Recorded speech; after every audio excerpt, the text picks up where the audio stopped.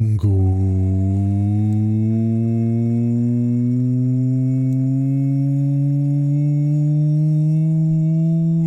afternoon, everybody. Hello, hello, hello.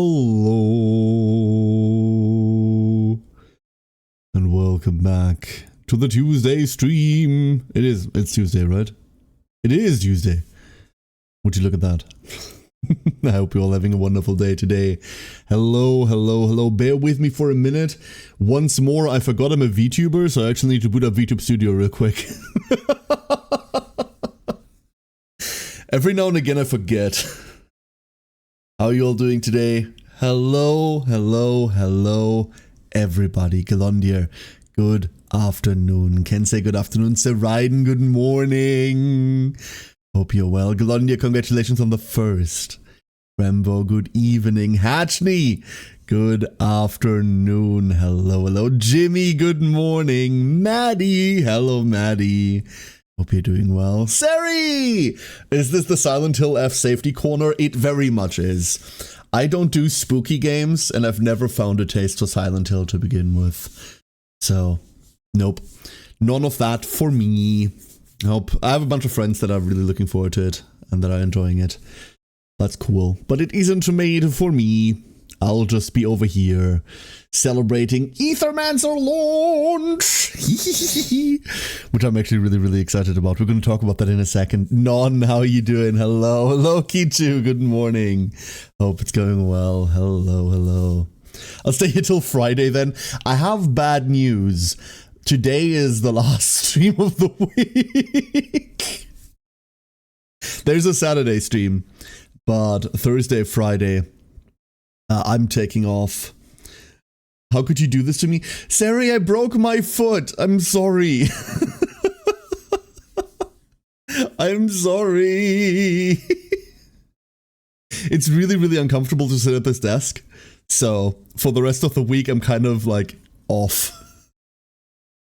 I'm kind of off for the rest of the week just so that I don't have to I don't want to say so that I don't have to be here. I really enjoy being here, but so I don't have to be here. We get better. 4 through 6 weeks in a cast. 4 to 6 weeks. I'll harass you in DMs. Sari, I would welcome that. I would absolutely welcome that. By all means, please. Streamer Duck watches you. I mean, Sari knows that. Sari is my standard morning stream. I've said this before, but Sari has been there for more work sessions than some of my actual colleagues have been. I've spent more work days watching Sari than I've spent talking to some of my colleagues. Was it really a vacuum, by the way? Yes. Yeah. It was a vacuum cleaner. I dropped the vacuum cleaner on my foot. Not even a heavy one. I just managed to drop it edge first. Very good breakage. You're mind blown by a coincidence? Wait, what's the coincidence? Did you also drop a vacuum cleaner on your foot? Please don't do that. Please don't do that. That hurts. That shit hurts. Eldu, good afternoon. How's it going? Hello, hello, hello. Have you sold your soul for Aeon Trespass streams yet? No soul selling required. My friend yesterday hit her face with a vacuum and she worries her eye will go. No! I hope your friend's doing fine. I'm so sorry. Vacuum cleaners are evil. They are absolutely evil. What the hell? Oh my god. It didn't suck up the pain. Unfortunately, no. No such thing, Non. I'm sorry. No such thing. Raiden Zeno! Right, Raiden? What the fuck? Mr. Xenoflux Raiden. Now we're calling people by their full name. Holy shit. Zeno, how you doing? Hope my copy of F shows up on time so I can stop dodging YouTube thumbnails like bullets. Zeno, good morning. I hope you're doing well. Hello, hello, hello.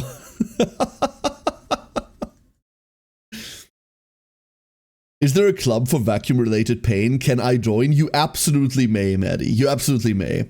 Blah, blah, blah, Discord, blah, blah, blah, shill, blah, blah, blah. Hey, Zinni, how's it going? Hello, hello. And Taco, good morning. Hope you're all doing well. Ah, YouTube Studio loaded forever and a day ago. I just forgot to switch. Sorry about that. I was busy talking. Yep, you can have your ducks. So, everybody, today we have quite the treat planned. Quite the treat. Ah, wait, why are we ah-ing? Huh? Ah? Ah? What, ah? Maybe a tutorial about how to handle a vacuum cleaner could be handy. You shouldn't ask me about that. I'm clearly not to be trusted. I'm clearly not to be trusted with it. What we're doing today is Aethermancer's Live. Yesterday we had, I feel like we had a really good stream yesterday. We had almost the entire dev team here talking about the game, about design decisions, about how it works, about how things go. Yesterday's pre-launch was really, really cool. I had a great time. I was complaining a lot. And thankfully, some of you didn't mind that. That's very, very kind of you. Today, we're going to continue that, hopefully with less complaining. But today, Aethermancer is finally live. Thanks to Rill and the lovely development staff over at Moire, of which Rill is a part of, we have keys to give away today. I am absolutely blown away by him randomly DMing me and going like, here, go, have fun. This was not part of anything. This is just a thing. And I'm really, really grateful. It's really nice. So, today, we have 2 key giveaways for you all. I am going to be honest with you, I couldn't figure out how to do this in new streamer bot efficiently, or quickly, or at all. So instead, we're going with the tried and true API error method. There is a code redeem in the channel point thingies. It should be 10 points. That means anyone should be able to join this, even someone that just joins the stream. No advantage for anyone. Anyone can redeem this exactly once.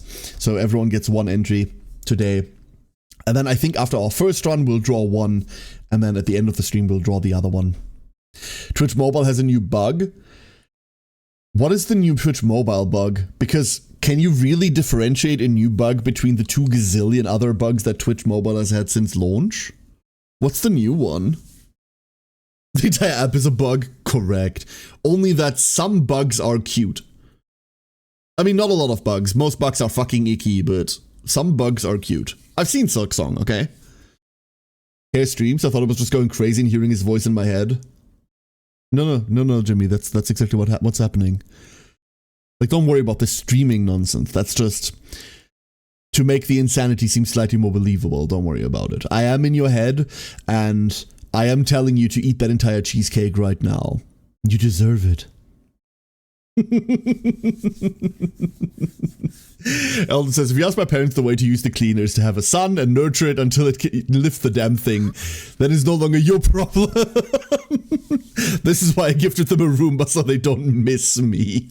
I'm sure you're more than just a Roomba equivalent, Eldo. And Kensei, thank you for the packs. Thank you so much, Kensei. Really, really appreciate it. If you just watch, it's fine, but if I zoom back into the app with chat, it just mutes without the stream being muted. What the hell? That's insane. That is insane, Sari. What the hell? Dark Lawyer says, eat cheesecake. What's the worst that could happen? A vacuum cleaner dropping? Listen. Vacuum cleaners are loud, and they also hurt your feet. It's okay to be scared of them.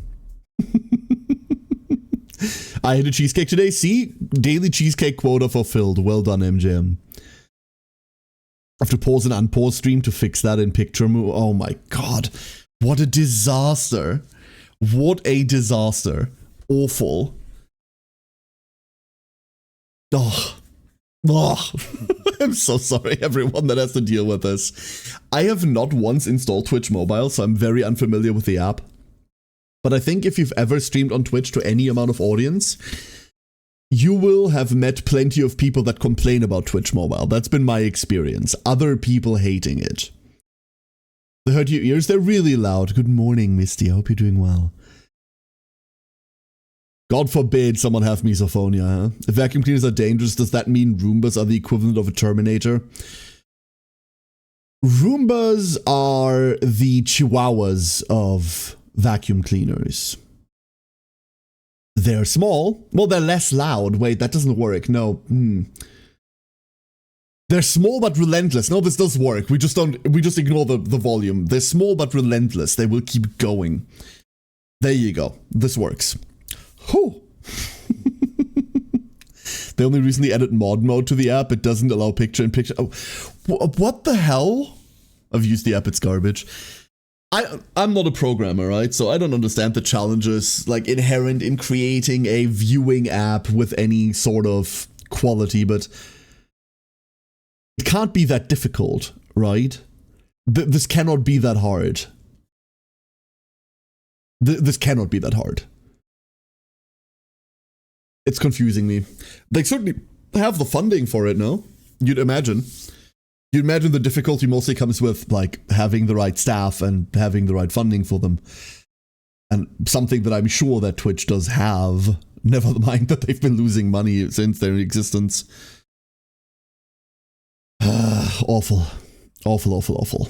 Something that is much more fun, though. Something that is much, much, much more fun, though, is that today we're going to go back and taking another look at Aethermancer. So, I'm going to close this, and then I'm going to do this, and then I'm going to hopefully do the... Nah, that's Uma. That's not Aethermancer, that's Uma Musume. Hold up, wrong game.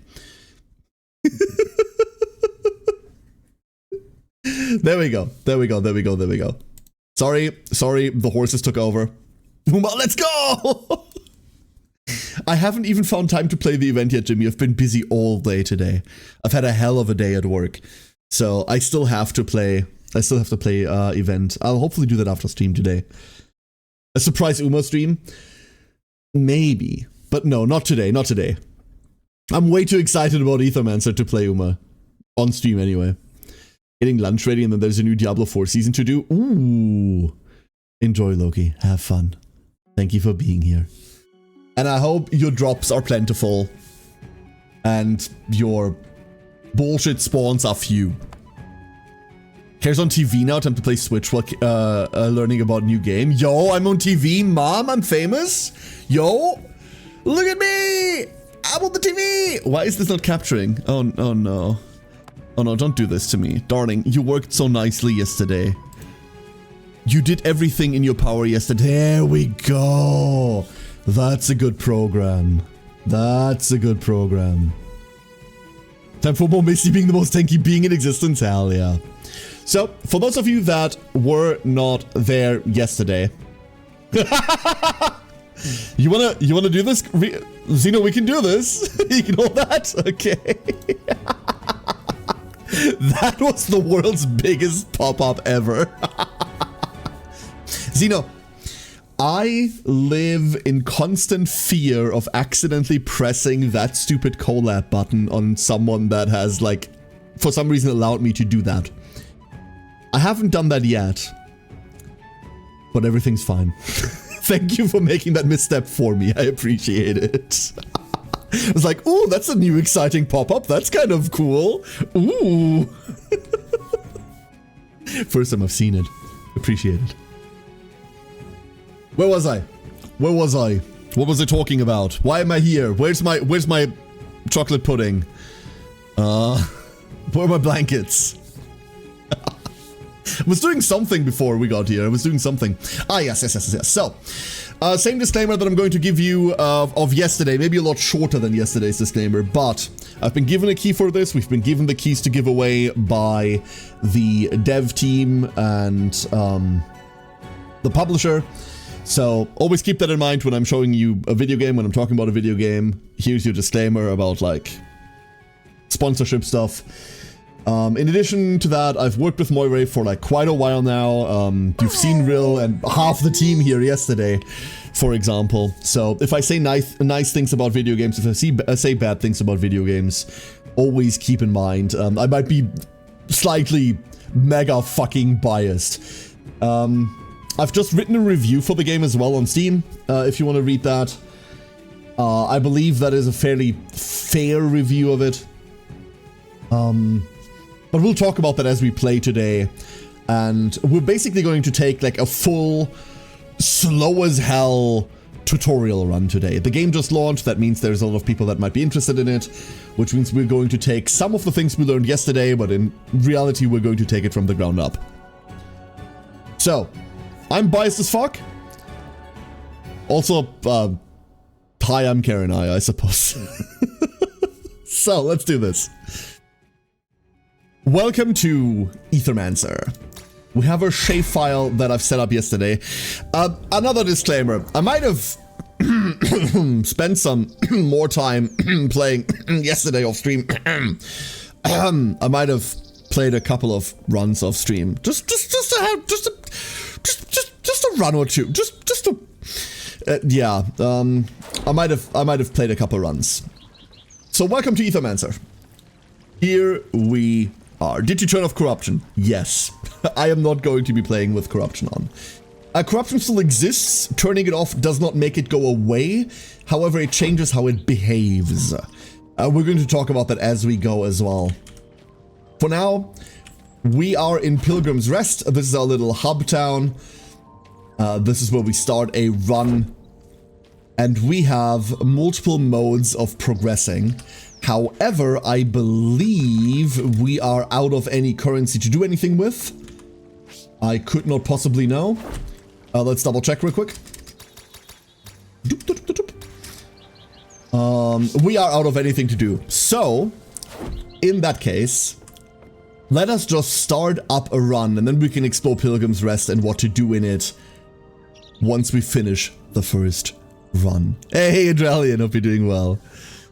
Sounds like addiction to me? No, not at all. We're going to start on a normal run. Later down the line, we're going to check up a harder run. Here is where we select our starter. When you first boot up Aethermancer, you're going to be presented with one of 4 creatures to pick as your starter. There's Jotun, which is like a tank shielder. Cheruf, which is this like burn, aggression, aggro cat. We have Ringsong over here, who's a Nixie. Nixie's a heal, poison staller. And then a bird whose name I don't know, which I didn't pick, unfortunately. That feels pretty, like, sidekick buff aggro. Hard to describe. We might have to capture one eventually. So, the starter that you pick, that's the one that you're going to be starting with. However, as you progress runs, you will capture additional creatures. And you will unlock these for future runs. You can then undergo an additional progression thing where once you've captured a creature, you can find it in future runs, but also you can soul bond with it. That means you can start with it from there on out. I've unlocked 2 additional creatures next to my Nixie here. We have this Gargoyle and we have this Circuit. A Gargoyle is a creature that is focused on shielding and then buffing sidekick. We'll explain that in a second. And the Circuit is a defensive poison applicator.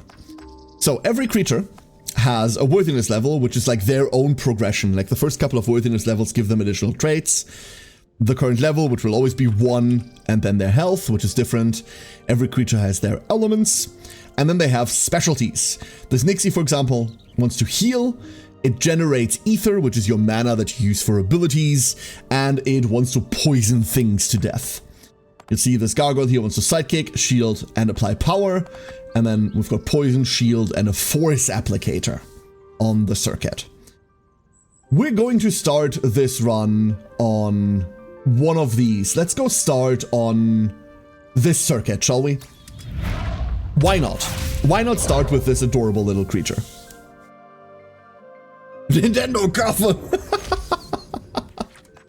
The first thing we're gonna do is this Circuit doesn't have a name yet.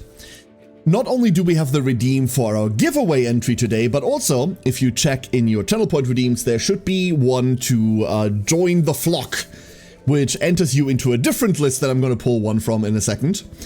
And that person just gets their name stamped on this creature. The names last over runs, which means for this save file, you will be forever named, like this Circuit will be forever your name. That's not gonna change anymore. That's why Ring Song has lasted through multiple runs already. So, does Join the Flock reset? I should need to hit it again from yesterday. It does not reset. However, if you've redeemed it yesterday, then today, again, that means you'll have 2 entries in it, Zinni, which makes it slightly more likely.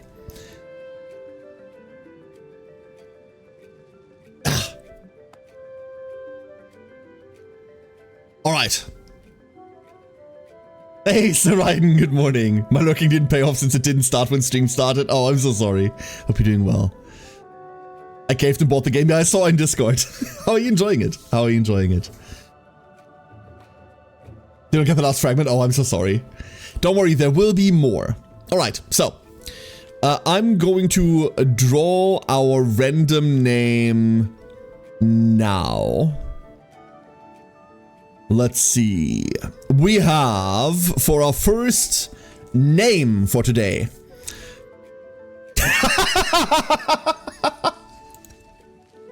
Sari! Welcome in. Wonderful. Beautiful. There she is. Not quite the bird that I know her to be. Not quite the bird, but wonderful. So we have Sari. Let's go. We'll also get another creature. This one is random out of all of the ones that we've unlocked. Out of all of the ones we have unlocked, these are the other creatures we can grab right now. They told me I could be anything, so I became like a scorpion goddess, I suppose. It's just a reverse bird. Scorpions eat birds, right? So we have access to a Medusa, Poison, Affliction, and Terror Applicator. A Domovoy, which heals, regenerates, and burns. Misty, who is an adorable hippo crocodile giant motherfucker. A Warden, which is the first boss of the game, actually. And the Gargoyle for sidekick and shielding. So, let's have a quick look at... Can I have a look at my list real quick? Yes. Let's have a quick look at what Sari actually does, shall we? Here's what Sari does and what we want to do. Sari has 3 perks. First, we have Shield Generator, which means... Yeah, come on. I know you have mouse over. There we go. At the start of your turn, shield self for 2. We have +2 crit damage and +1 defense, which means we're going to take 1 less damage from every attack. For our trait, we've got Judgment. Whenever one or more shielded ally gets attacked, trigger poison on the enemy and apply force to the attacked ally. Meaning, if they have 10 poison and they attack one of your shielded allies, they now take 10 poison damage. Instantly, they don't have to wait until the start of their turn. We also then give force to that ally. That means that ally's next attack is going to crit guaranteed. So we want them to hit us and we want to apply poison to them. For our abilities, we've got Foul Shield, takes 1 earth, shields the target ally for 2 times 3, applies 3 poison to a random enemy to get that going, and Crystal Smash, which deals 2 times 4 wind and earth damage, and applies 3 poison to that enemy. So we're looking for anything that deals with shielding and anything that deals with poison. This Medusa, for example, does that. We have Earth Water, Poison, Affliction. This type focuses on applying debuffs to your own monsters, providing benefits for doing so. So we kind of like debuff ourselves.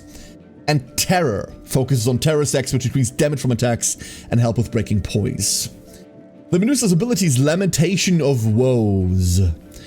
On Retaliate, when you get attacked, cleanse 1 debuff from self. And for every 4 debuffs cleansed from self, trigger an attack that deals 1 times 4 earth water damage to all enemies and applies 4 affliction to each enemy. So we want to take attacks, we cleanse the debuffs that we've inflicted on ourselves, or the debuffs that enemies have inflicted on us, and then we hit them back for it. We also get access to Endure, heals all allies for 2 times 5, applies 3 poison to self, cleanses 1 corruption from all allies on first use each combat. And Cleansing Strike, which is water damage that cleanses 3 debuffs from self. We're going to pick up this Medusa. Oh, not like that, but we're going to pick up this Medusa.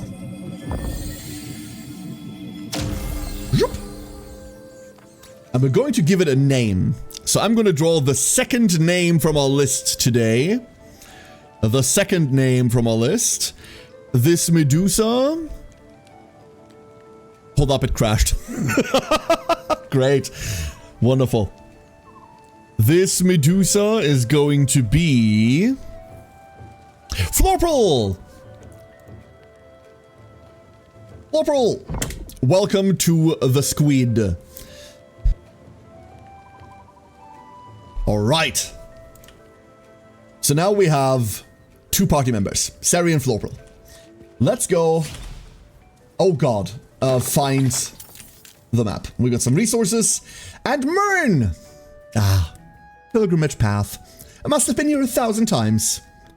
Before the void opened, did you make the pilgrimage to the holy city often? Why, of course. Best way to exercise and keep my body in shape. I used to make the trip to Vigil and back to my restaurant every morning before work.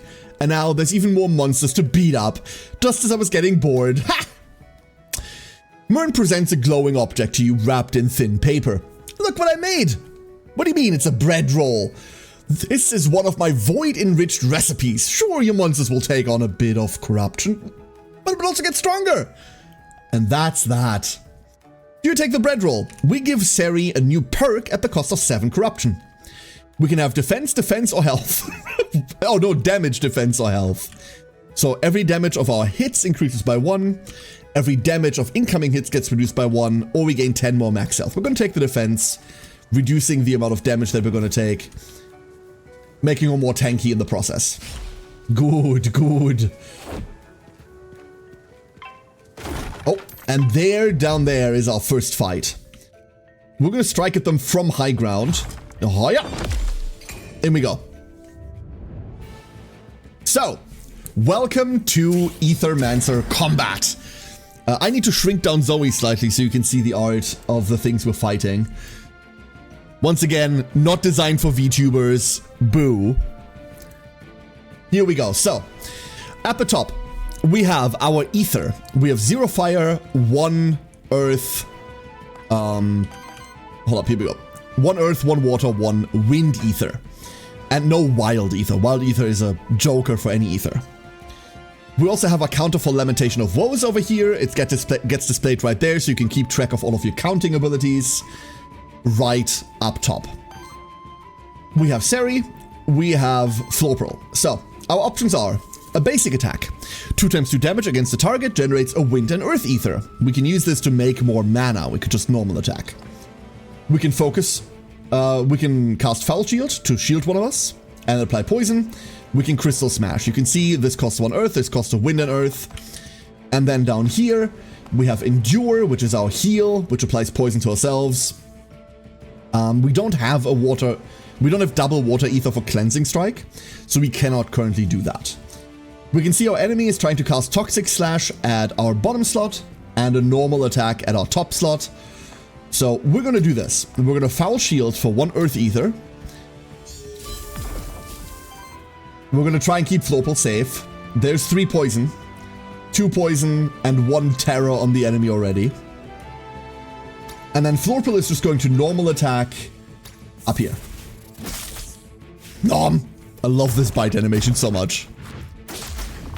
They're going to Toxic Slash us. Lamentation of Woes goes up to 1. And we've triggered poison on them already. Lamentation of Woes is now at 2. This goes up every time we take damage from something, so the debuff here also triggers Lamentation of Woes. We now have quite a lot more ether. 3, 3, 1. These keep stacking up over time, so we can do other things. We see there's a really big AoE incoming that I do not want to have incoming. Our enemy here has a break, a poise. 1 more water attack or 1 more water hit will break them. So we can use Florpal here in order to do just that. Nom. That's 1 less enemy. We're going to try to block the other attack here that's coming in. This will trigger our retaliate once again. It won't because we don't have any more debuffs, never mind. But it was going to. Let's go heal up. We want to be as healthy as possible as we leave this combat. We're going to get attacked on the top there. We just shield up. Right now, we're playing very passively. That's going to change later down the line. Here is the poison damage we take from being poisoned. That triggers Lamentation of Woes, which is a sick animation. Let's go heal up one more time. Hey, Estelle, how you doing? And we're punching this Orthros. Goodbye, Orthros. There we go. And that's our first fight done. We get some worthiness, which is permanent progression for these creatures. We get experience, which is temporary progression for these creatures. And some equipment. We gain drums. On support action, cleanse 1 debuff and applies 1 temporary power to target ally. We also gain 2 more crit damage. This isn't perfect because we don't want to just cleanse debuffs. We want to cleanse debuffs through Lamentation. Although I don't know whether this counts or not. We're going to give this to Florpal and see what happens. This is where we get to the next area, but as we open the map, we'll see that there's still plenty to explore here. So let's go back upstairs and have a look. Whoop. There's the next fight with some loot here. Ooh, Chimkin. This is Danger Chicken. Danger Chicken, as its name implies, is fucking dangerous. Here is why. Hot Temper. On Retaliate, apply 1 temporary power to self. Every 7 times this triggers, applies 4 burn to each enemy. As Danger Chicken takes damage, it will eat you. This thing does a crazy amount of damage and I really don't like it. I really don't like it. So, we're going to take this thing apart. I don't know why it's taking break damage from me hitting it. Because of Terror. The first hit of an incoming attack deals 1 additional damage for each stack of Terror, is converted into wild damage, and consumes half of those stacks rounded up. Because of this Terror stack that comes from Florpal over here, that's Initial Affliction, we can break this creature even though we don't have access to any fire whatsoever right now. So, we are going to Crystal Smash this bird, putting it to half. And then we are going to... No, we already have the bird, right? I don't know. There's an upgrade I grabbed, unfortunately, which allows me to capture things I've already captured for a benefit I don't care about right now. I believe we have the... Can I check somehow? I can check somehow, absolutely. There it is. We have the memento for cockatrices already. So, we're not going to capture it right now. The upgrade that I grabbed means that you can capture them again, and then they're guaranteed to spawn in the next, like, creature shrine. So you can kind of guarantee that you'll see them. We're not going to grab that for now. Instead, I kind of want to go Endure. The healing is negligible, but we can start getting poison on ourselves that way. Let's do that. This will also tell us whether this drum cleanses 1 debuff and applies temporary power does anything. For every 4 debuffs cleansed from self, it doesn't say through Retaliate. So this might work. Let's see whether this increments. Is the giveaway done already? No, absolutely not. Absolutely not. We're going to do that over the course of the stream today. You can enter by going into the channel point redeems and redeeming the like tiny 10 point option there. And that'll get you into the draw later. Not done yet. We still have some left to go. Let's go take this Danger Chicken out. I really don't like cockatrices. They hurt a lot. And we're just going to keep healing. Unfortunately, we're stacking a lot of poison on ourselves now. A lot.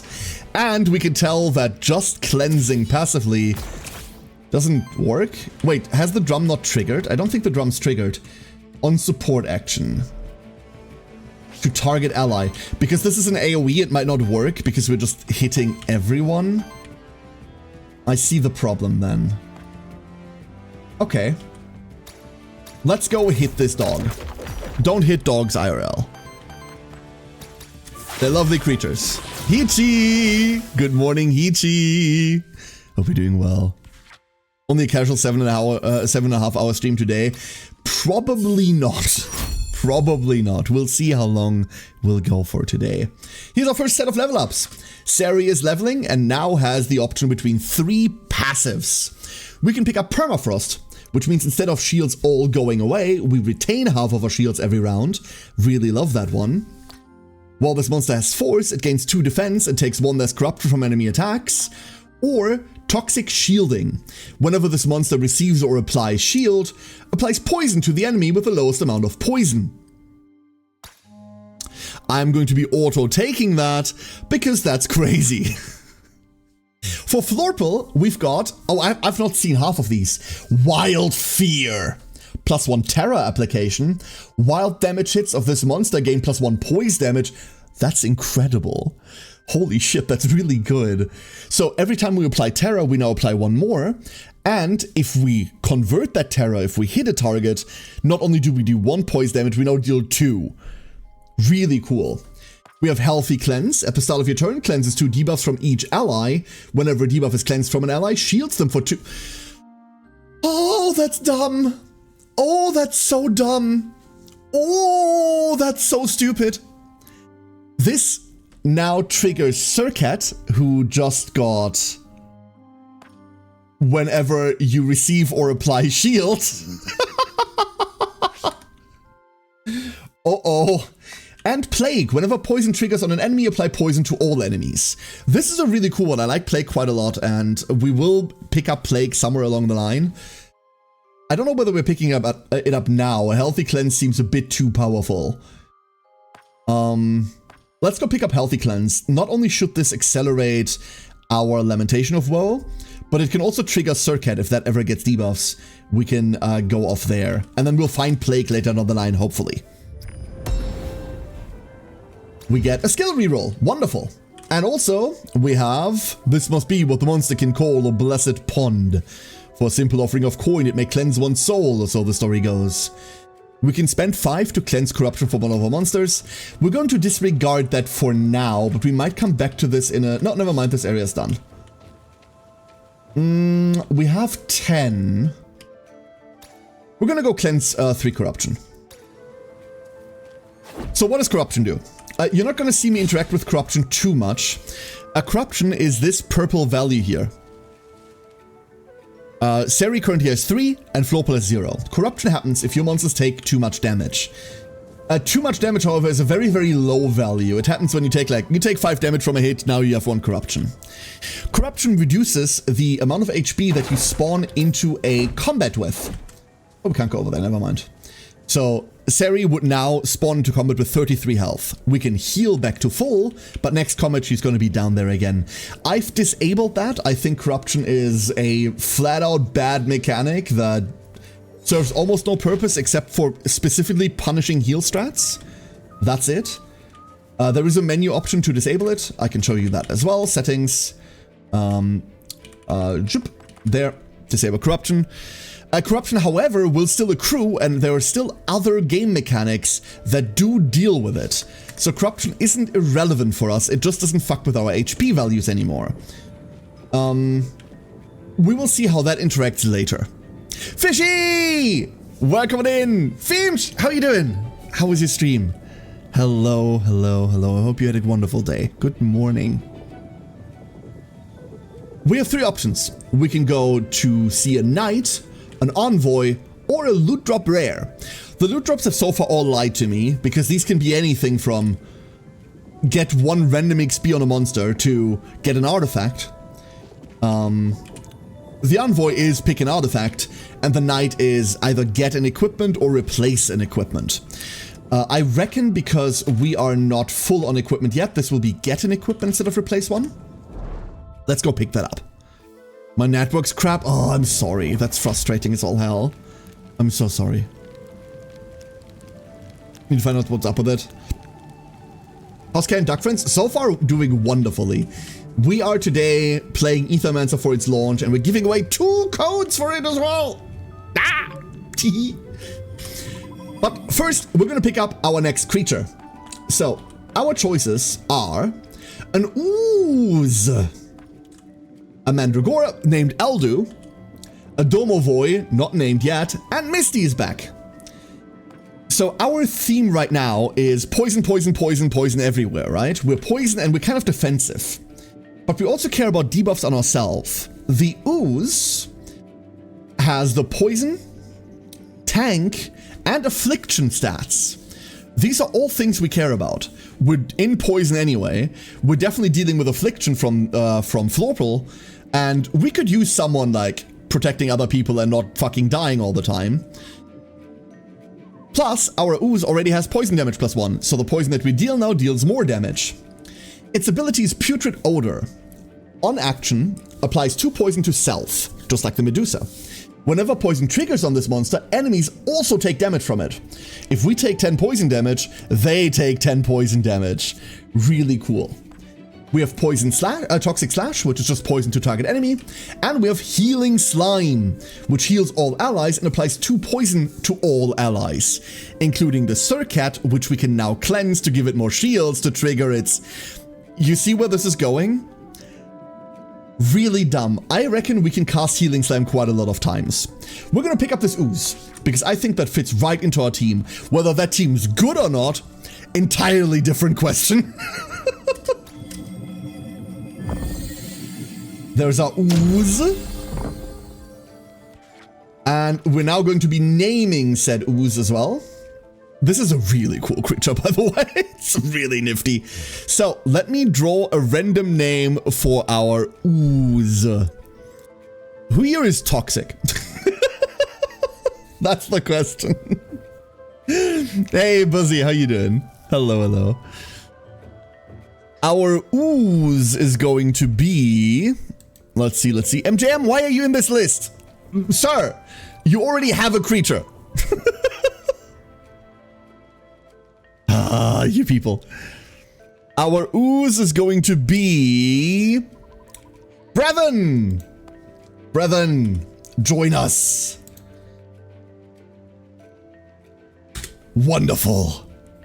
I'm unstoppable, that is true, and a shame. Wonderful. So here's our squad of 3. Seri, Florpal, Brevin. You can only have 3 creatures at a time. Once one of us dies, we can pick up another creature. We can replace creatures every time we find one of these shrines. But the plan is for these 3 to make it through. Here's our knight. Behold, Syrinx! We're walking the pilgrimage path. Well, I suppose we have both already been here a few times by now. Almost feels like home already, doesn't it? Pick equipment. An armor at the start of your turn shields self for 1 and debuff cleanse +1 at the start of your turn. Cleanse 1 debuff from this monster. Wait, that's sick. And a staff that has a 75% chance to add an additional hit and has a chance to give us ether on action. We're going to pick up this armor. And we're going to hand... I almost want to just hand it to Florpal, but we already have a drum there. No, I'm going to hand this to Florpal. Never mind. It's a bit of a shame doubling up like this and wasting an equipment. But the debuff cleanse at start of turn is slightly too powerful for me to not want. We do also want to cleanse some level of debuffs on Brevin, but it's a bit more important there. Oh! Oh! Oh shit! Behold! A shiny! Aethermancer has shinies. They're called Shifted. And you can see that's a really weird looking ooze over there. That's a really weird looking ooze. Shinies in Aethermancer do not just look different, they're really different. This is a Shifted ooze. And its ability is different as well. On action, this doesn't apply to poison to itself. This applies to burn to itself. Whenever burn triggers on this monster, enemies also take damage from it. It's also got fire water instead of earth water. It's burn tank affliction instead of poison tank affliction. And you can see, these are a lot of fire abilities here. That's a very, very different use case for an ooze. You would run this in a burn team. Really cool. Unfortunately, that's the one fucking shiny I already have. There is one shifted for each, brethren. There's one shifted for each. So this, I already have this one, unfortunately, which is why I recognize it so quickly. So we're not going to be capturing this one, but it doth exist. So what can we do? What can we do? We've got 1 earth, 2 water, 1 wind, ether.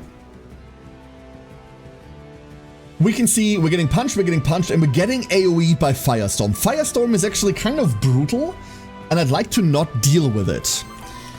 We now need to find a way to not deal with Firestorm. And I flat out don't think there is one. I don't think there is a way that we can not deal with Firestorm. We'd have to kill it. This eats all of our water. This eats our 1 remaining earth, and then we have nothing left up here. I feel like we have to be okay with that. So we do 4 damage, 9. Let's start with Toxic Slash. We could break the ooze, but that doesn't do anything for us. We're going to try to kill this Tatzelworm somehow. Get him! Brethren, get him! There's a lot of poison. That is a lot of poison. Cleansing.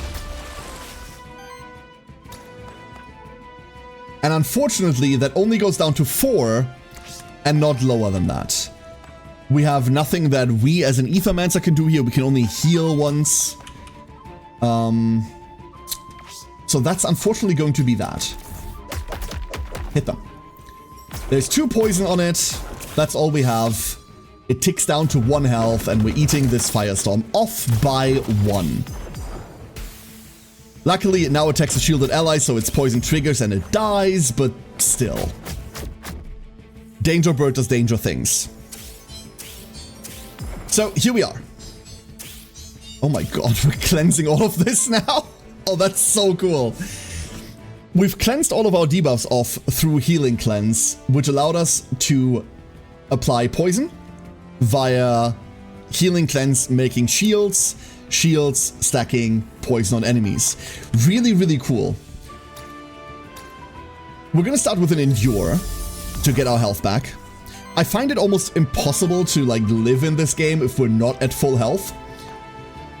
So we're going to try to do that as much as possible. We can also see that that's a pretty big hit. Alchemical Blast, no matter whether you know what this ability does or not, you can see this costs 4 ether on the opponent's side. That's a lot.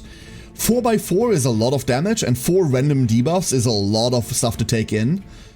And it's slightly more dangerous than this flurry here that's also hitting our tank to begin with. So we're going to try to prevent that happening. Toxic Splash, or Slash rather. I don't know how an ooze slashes, but it does. I'm gonna hit this, and then we're just going to crystal it. This puts it low enough that we don't have to worry about it anymore. The poison triggers, and it's gone. Triggering more poison on Danger Chicken. Unfortunately, Danger Chicken already has 3 stacks of its temporary power buff.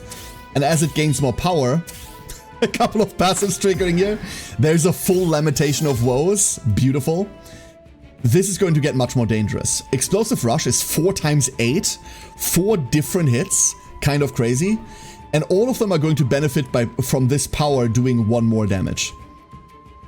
Because it's 2 power, 2 more damage. So this is a really heavy hit. We can break it, thankfully, because we have Terror stacked on it. So we can just kind of hit this little guy. With a Crystal Smash. That breaks it and kills it. We are full HP except for 1 HP here, but that doesn't matter too much. Stagger and done. Oh, quick, absolutely. Absolutely. Welcome on in. We're gonna draw the first giveaway at the end of this run. And Afid, good morning. And Craig, good morning. Hello, hello, hello. Here's our next reward, 2 skill rerolls. Wonderful. We can hopefully tailor some of the passives we're getting later down the line. We do, after all, want that Plague passive. Oh, more Danger Chicken. No, I fucked up. Whimsy! Hello everyone, Whimsy! How was your stream? Thank you for the raid again. Really, really appreciate it. Hope you're doing well. Hope your stream went well. How was it? How are you today? I had a wonderful time. Great giveaway. Hell yeah. Hell yeah. Are we doing well? Speaking of, there's a Rill. Rill. How you doing? Hope everything's going well for y'all. I hope everything's going well for y'all. Everybody, we have a giveaway going for 2 separate codes of Aethermancer today. If you look at your channel points, there is a very, very, very cheap, like 10-point redeem that you should be able to hit immediately, even for newcomers, that enters you into a list. And at the end of this run, I'm going to draw 1 person from that list, and we're going to give them a code for Aethermancer, given to us by Rill himself. Thank you to the team. Really, really appreciate it. We have another code later down the line that we're also giving away. 2 in total. Rye, you are the best duckling. Well done. Hello, Rye. Good afternoon. Beat the final boss in my first time mythic run. Damn, well done. Well done, well done, well done. We're doing a bit of a tutorial today. For our first run today, we're doing a bit of an explain everything about the game. If you've got any questions about how Aethermancer works, do feel free to ask. There's a good chance I have no idea what I'm talking about. But I'll try to explain the game basics as best as I can. Busy but decent considering? That's great, that's great. Decent considering is a good kickoff. Glad to hear it. So, here we are once again. Danger Chicken unfortunately still exists and is about to cast Ignite. I don't like it at all. I don't like Danger Chicken. That's maybe the main problem. We have with us 2 Earth, 1 Water, 1 Wind Ether.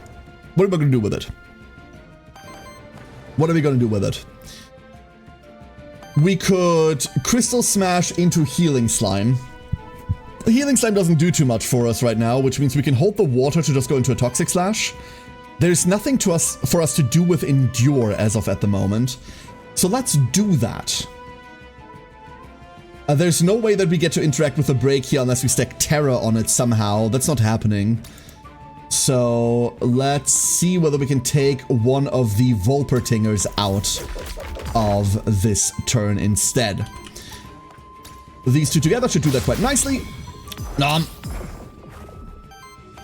That leaves us with an attack at the bottom into an unshielded slime, unfortunately, and an attack into the middle into a shielded Florple that is going to trigger Sari. Unfortunately, we don't have poison on it at the moment. Real quick check. Did I ever bother capturing a Volpertinger? I did not. So, this down here is Craft Memento. Craft Memento is how you unlock additional creatures for future runs. We have 2 Mementos with us right now, and when you break a creature, like this, you can use a Memento to now permanently unlock them for future runs. Actually, you can find them in this run too. We're gonna hit this. Down to 6. It's gonna take 6 poison damage. 1 down. 2 left to go. Lamentation of Woes. Thank you. That's a full Lamentation. Ooh, I like Lamentation a lot. As we go to the start of our turn now, we also have Healing Cleanse trigger. Getting rid of all the debuffs. Setting up shields for everyone. Nifty. Hope your voice keeps up. There's so many little nuances, which is super fun. Good luck with your fights. Thank you, Whimsy. And once again, thank you for the raid. I think this is something that hasn't happened yet, so apologies for that. Here is a shout out. Apologies. That took a little while. Thank you for dropping in. My voice will be fine. The rest of my body will see. But I'm pretty sure my voice is going to be alright. I'm used to, like, long 12-hour yap sessions about random shit. Kept seeing their wings as turtle shells. Honestly, I can see that. I can see that being a turtle shell, Saraiden. Absolutely. So, what are we going to do on the next turn? We have all the ether we could ever want. We only have 1 wind spender to begin with. We are a bit hit on health, which means I'd really like to heal. We're probably going to do that via Endure. We still haven't gotten the Corruption Cleanse once per fight from it. Might as well capitalize on that instead of going Healing Slime. Then we have a shield on the bottom there, as well as access to enough Earth Ether to stagger this here Volpatinger. And we're just gonna shield our slime. That gets a lot of poison going. Bird comes in. Now you see why I hate this bird. That's a lot of damage. That is an insane amount of damage for one tiny stupid creature. But now it's getting eaten, so it's all gonna be fine. We're going to try and heal that up, and then we can just kind of tab it, right? Like this does it. So any amount of healing here will just see us through. We can ignore the poison that we just gave ourselves there. Just making sure we have the ether to execute. We're full health. Goodbye, Chimkin, goodbye. Of course, Kerr loathes birds. No, I love birds. This one specifically isn't on my list of favorites, but birds in general are pretty nifty. Brevin has leveled, and thus we will get to pick a skill. We have Proliferate. Whenever this monster applies a debuff, deal a 4 earth water damage hit to the enemy and apply 1 poison on them. Excuse me? Wait, that's insane. On Retaliate, we can generate a random ether. This is also really good because we will take our debuff damage constantly. And Peak Performance, whenever an ally reaches 4 debuff stacks, apply power and shields them for 4.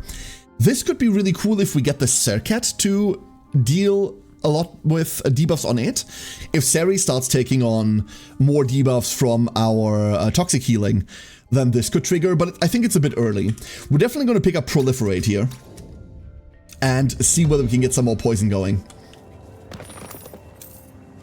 We found another monster soul and a void meteorite.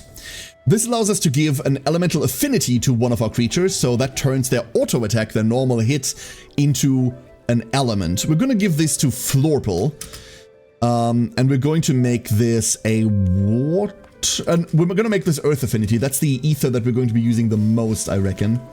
Oh!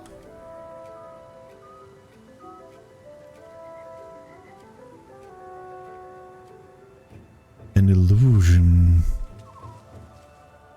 Prefer my love was great for speedruns on Tats. I really like Tatzelworm. I really like Tatzelworm. That's the run that I've won so far. Behold! It's big, ugly, and stuck in a pond. It's basically me. You really found me again. Congratulations. As promised, here's your reward. Thank you. Thank you for coming back. Glad to see I piqued your interest. I have to say, you're highly unusual and, yes, fascinating. You mentioned that you'd ask a question next time we meet. Indeed, I've thought of one. A rather simple one to start with. What is wild ether made of? Fire, earth, water, and wind ether, ether crystals, or the void?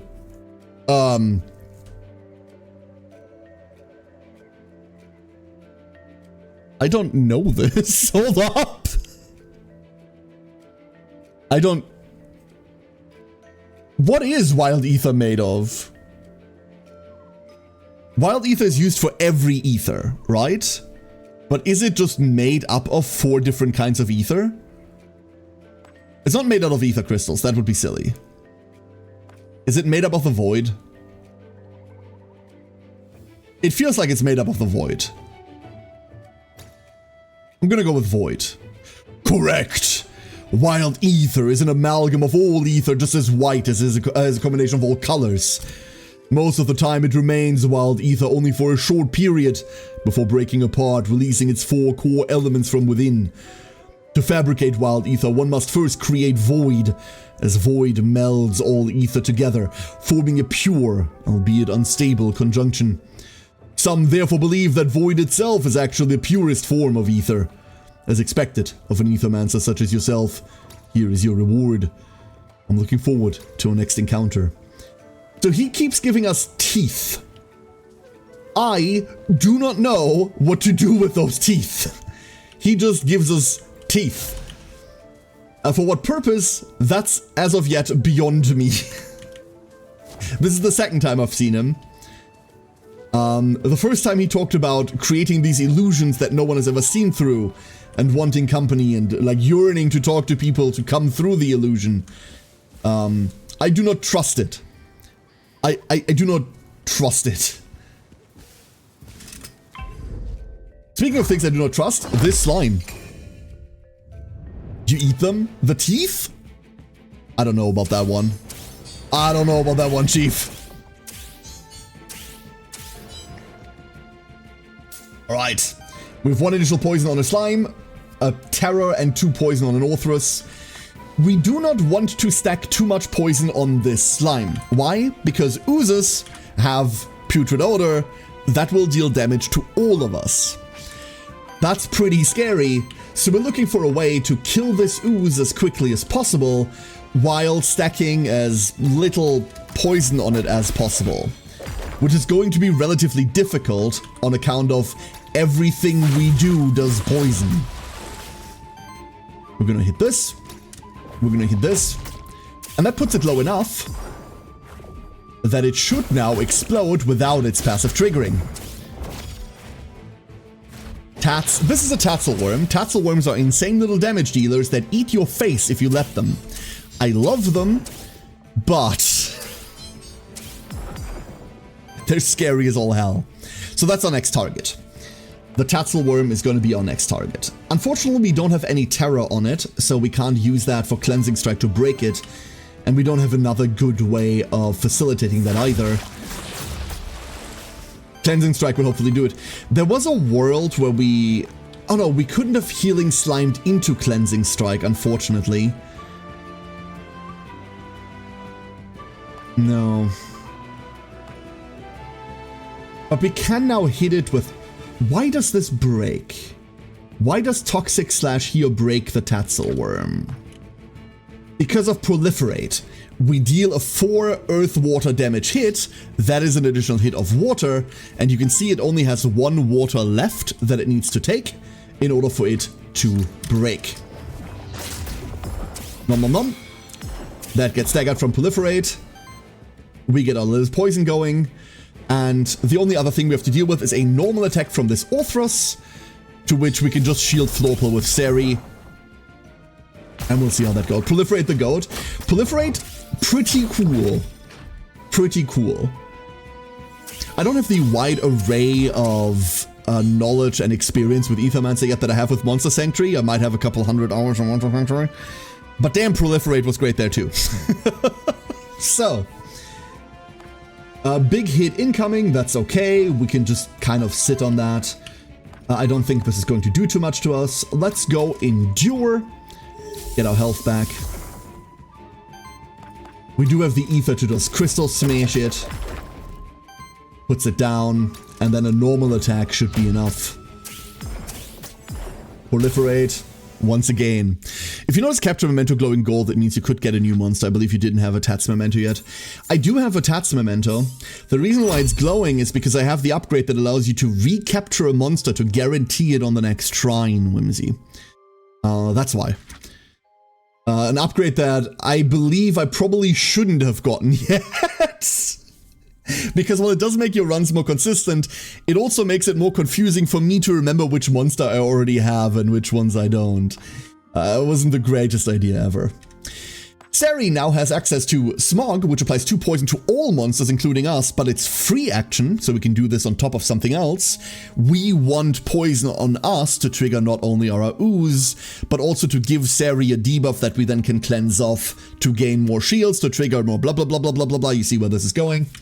Slime Shot, which is a Water Earth 3x3, applies 3 poison to target enemy and self, and also generates a random ether.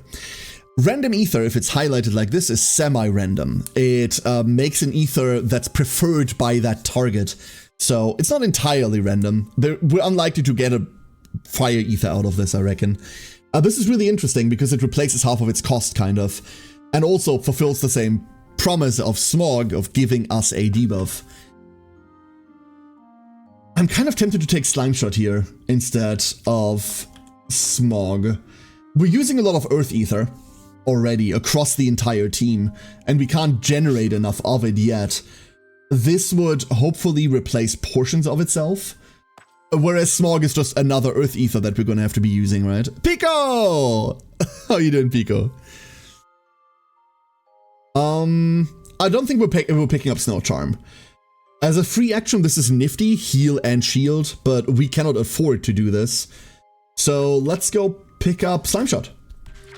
Florpole also leveled and has access to Toxic Healing. Hello, my beloved. Toxic Healing heals target ally for 3 × 6, applies 3 poison to all enemies, and then triggers poison on all enemies. Incredibly expensive to hit right now. No Earth. But I absolutely adore this skill. We also have access to Viral Bloom, which just makes poison on all enemies trigger. Once we have Plague, this is really, really cool because it then propagates the Plague. We don't have Plague as of right now. And we have Torment Flux. Cleanses up to 6 debuff stacks from this monster to deal 5 damage to target enemy for every stack cleansed. This could just be like 30 damage, straight up.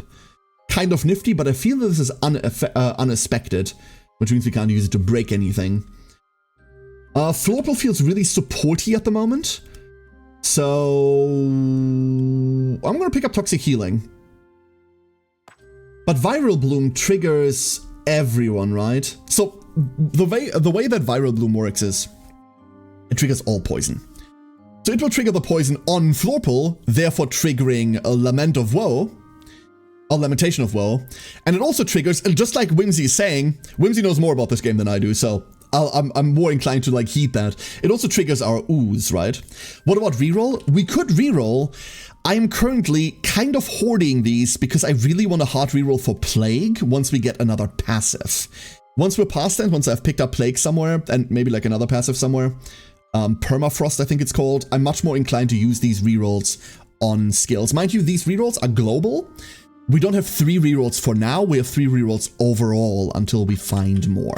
Let's pick up Viral Bloom.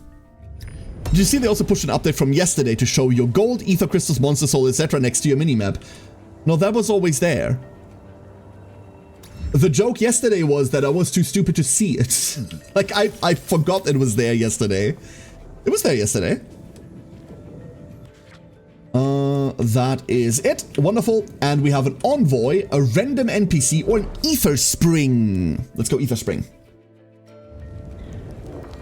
Poison could trigger all retaliates. Correct. Absolutely correct. We're going to have a quick look at this shrine, but I don't think there's anything we're going to be picking up from it. Our team is already set. There's the Wolpertinger we just got. A Star Spawn. That's a boss fight. Grimoire. A Sphinx. Look at this cat. If you have not seen anything from Aethermancer and you're not going to see any more, I just need you to see this cat. Look at it. I love this creature. You don't have a character creation? No, not at all. Nothing like that, Pico. There's Ringsong and there's Warden. Ringsong is really tempting to have, but I want to lean less into the healing aspect of it all.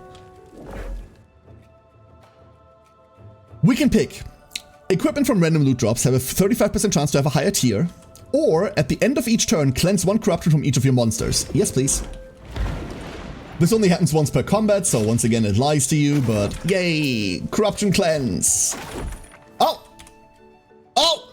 Jack! Whoa! Want some disguise you got there, pal? I don't have a disguise, I'm really an Aethermancer. Good one!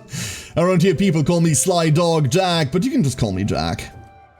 I'm serious. What are you doing here? I figured I'd scope out the place. Look if I could find some save zones, you know? And I'll offer guided tours to the rooms. Call it something like Horrors of the Void. You want in? I don't think that's a good idea. Yeah, the Void's kind of shifty. Well, that's coming from me. The path behind you seems straightforward, though. I'll be heading that way then, alright? By rescuing this character, you and your monsters have formed a bond to Pilgrim's Rest. Your monsters receive 2 corruption cleanse. We got a new NPC! And also, a really good high ground attack into this here ooze. Aha!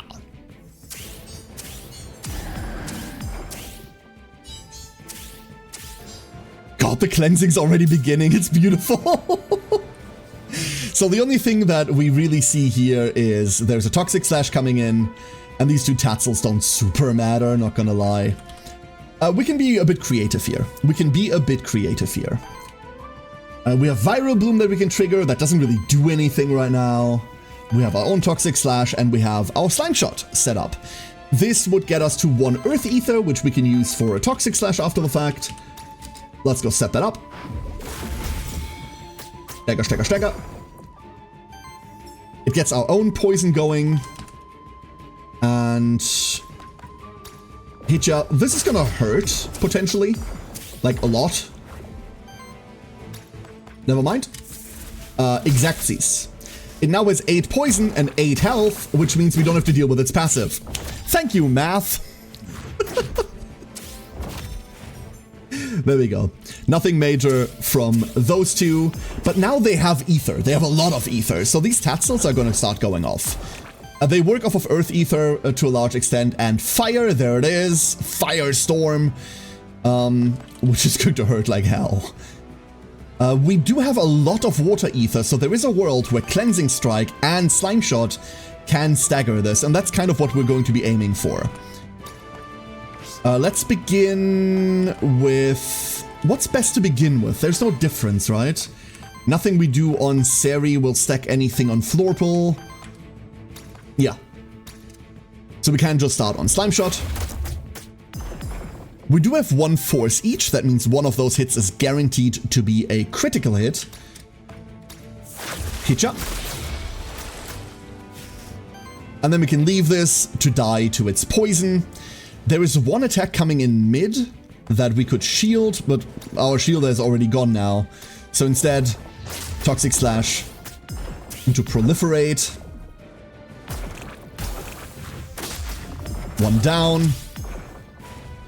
A little bit of poison on everyone. Lamentation of Woes goes off. Hopefully not killing it too quick.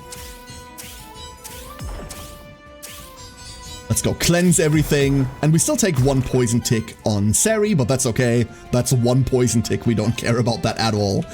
We could just fire Viral Bloom here, but I'm going to heal back up.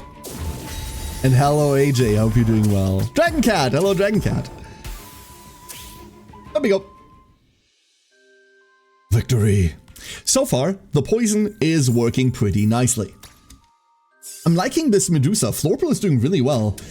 I was a bit iffy about like applying debuffs to myself because debuff, that hurts. But no, this is cool. A bit of evasion doesn't hurt. It's not great. It's nothing that we really need. No build-defining equipment as of yet, but oh, we can't go that way. We can, however, absolutely go that way. And Affit, 1 second. I'll grab your duck in a minute. Hold up. This is going to be a very big Affit for a second. Whoop. And now he's tiny. Oh, no. No, he kind of remains that small today. There you go. You're going to remain very small today.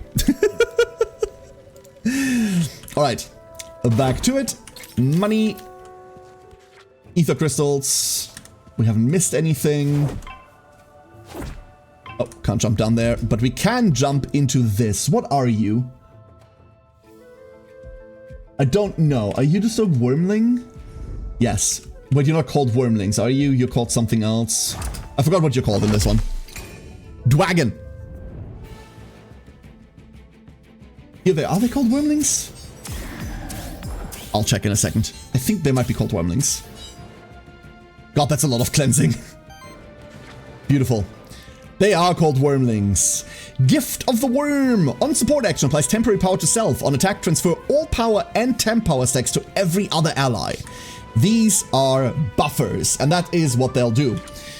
They are here to buff everyone in their team and to cast Fire Ritual, and that's really annoying. What Fire Ritual does is it purges 2 enemy ether. That means any ether we do not use is going to be gone because they're about to purge 4. Use it or lose it is the name of this round, really. Here we go. Some poison. I believe I have a Wormling Memento. We do not currently have a Wormling Memento, which means... God, do I capture this? I kind of want to hold up a Memento for if we see a shiny, you know what I mean? I don't want to be without one Memento, and Wormlings are pretty basic. If we find another Memento, we'll capture it, but I think we'll hold one in case of shiny. Otherwise, I'll bite myself. This is going to hit like crazy. But it's going to put us down to 0. We could just trigger Viral Bloom, that'd be funny. But it wouldn't do anything.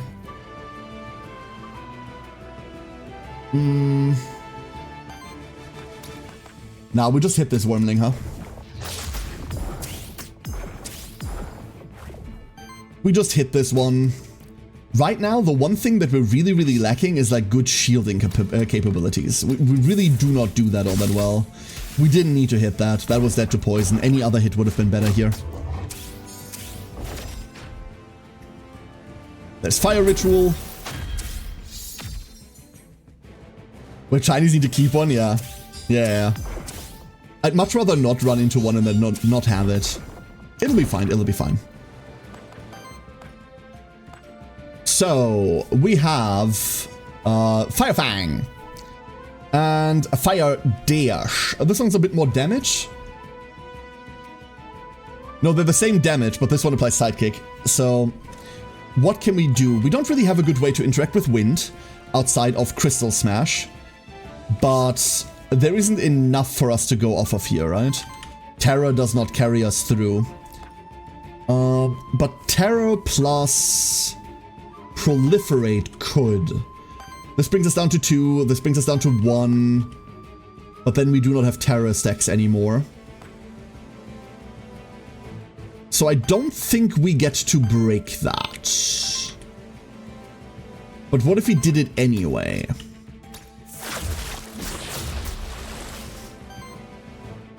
Yeah, see, that really doesn't do it, unfortunately. So let's go apply some shield to the middle. And just give you some more poison. Lessen the impact a little. Fire Fang, that's fine. Unfortunately, because it's an Orthrus, it will heal itself. That is such a sick animation, I love that.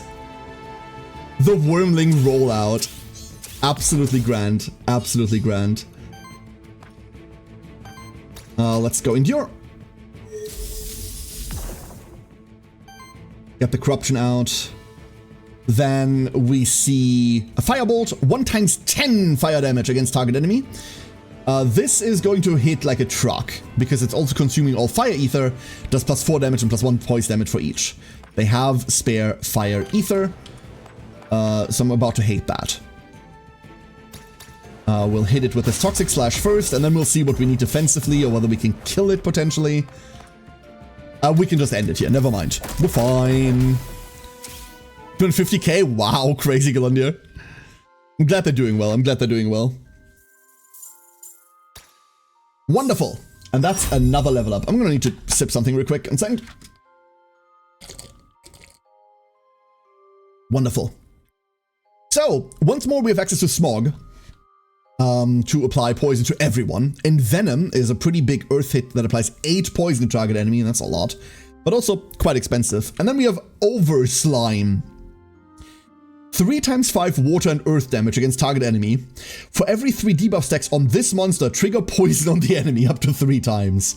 If you have 9 debuffs, which right now we don't have, we cleanse them off too quickly, we could trigger their poison 3 times. That's a bit crazy, but we cannot afford Over Slime, no matter what we do.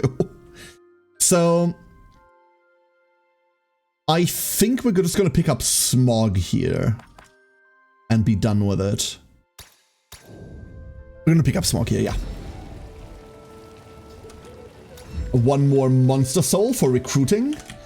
And then we have the option to trade Ether Crystals for money, which I do want to do. 20 for 5. You know what? No. We don't have too much money, we don't have too many Ether Crystals either, so... Ether Crystals are used to unlock things in terms of like meta progression, right? So you don't want to give up on them, but we also need money because we desperately need like some level of equipment as well. This is our progress path. Oh, that's the stage already. Okay, never mind then. We could go find a merchant, a rare loot drop, or a witch. We don't have enough money for a merchant, really. I've historically really disliked the loot drops. Witch? I don't want to reroll anything, do I? We could reroll the smog. Let's go reroll the smog. How's that meta progression going? Oh, we're still really early in it. I think we're still really early in it. Hello, Lily. You know how I came across Pilgrim's Rest? Now I get to ask you a question. How did you come upon Pilgrim's Rest 100 years ago? Don't you Aethermancers mainly stick to Aquila? I left the Order, actually. I haven't even been to Aquila in quite a while. Fascinating. I didn't even know there were Aethermancers who weren't part of Aquila. Not many. Some call me the heretical Aethermancer, but please don't tell Alioth about that. Your secret's safe with me. We can reroll an action, or we can reroll a trait. We could also refuse to just get a random experience point. It's probably the weakest option here. The only action that I'd want to reroll is probably Smog on our Ooze. I don't think I inherently dislike any of the traits we've gotten so far, so let's go reroll Brethren's Smog. If we don't get anything, that's fine. We see Toxic Eruption. Ah. So I see Toxic Eruption, I take Toxic Eruption. But let's read the rest anyway. Diamond Charm shields target ally as a free action. Nifty. Petal Cleanse cleanses 3 debuffs from all allies, then cleanses 1 corruption on the first use each combat as a free action. And Toxic Eruption deals 2 × 2 fire and earth damage against target enemy, and then deals an additional X damage hit that is equal to to double the amount of poison stacks on the enemy. In other words, it finishes people to death. And that finally brings us to me wanting loot. And also to the first champion fight. Hiya! Welcome to Warden. Champions work a bit differently. Champions have 2 actions a turn, and when you stagger them, they only lose 1 of those actions. They don't lose both. Let's have a look at what Warden does. Power Nexus. For every 5 ether purged, ether stolen, or weakness applied by the party applies power to self. It'll gain more strength over time as it deals with us. So this thing's ramping. Hexing Strikes. On attack, apply 2 weakness to target enemy. It'll do that no matter what it's doing. Play now or later when released. What do you mean, Pico? When what's released? Aethermancer should be out right now, no? Yeah, it's definitely out. What am I talking about? So, we're gonna see an echo here. 2 × 5 wind damage against target enemy. Purges 1 enemy ether. Is an early access. Oh, that's what you mean. It is early access. However, right now, the game feels pretty rewarding to play through already. So, up to you. Up to your specific preference when it comes to games like this, or when it comes to dealing with early access. I know that I want to at least mildly shield down there in order to start triggering poisons and apply poison as well. We do want a Toxic Slash to make that worse. The more poison you put on them, the better, obviously. And that leaves us with nothing to do with poor Florpal. Our ether management is awful. It misses twice? Wait, how did it do that? Huh? Wait, how did that happen? Wait, what? I am mildly confused. How did it miss twice? What did we do? Oh my god, we have 15% dodge chance because of the fucking boots. Cool. We just hit a 15%er twice in a row. Very nice. Good job, Brevin. Very good job. Oh, Lord. So, we're gonna see this really big pollen hit here, which I don't like. This thing hurts like crazy, and also the mouse over doesn't work. Pollen blast. However, the enemy has a generic break, which means any 3 hits are going to stagger this out of it. So all we have to do really is this echo. Once again, let's shield up there.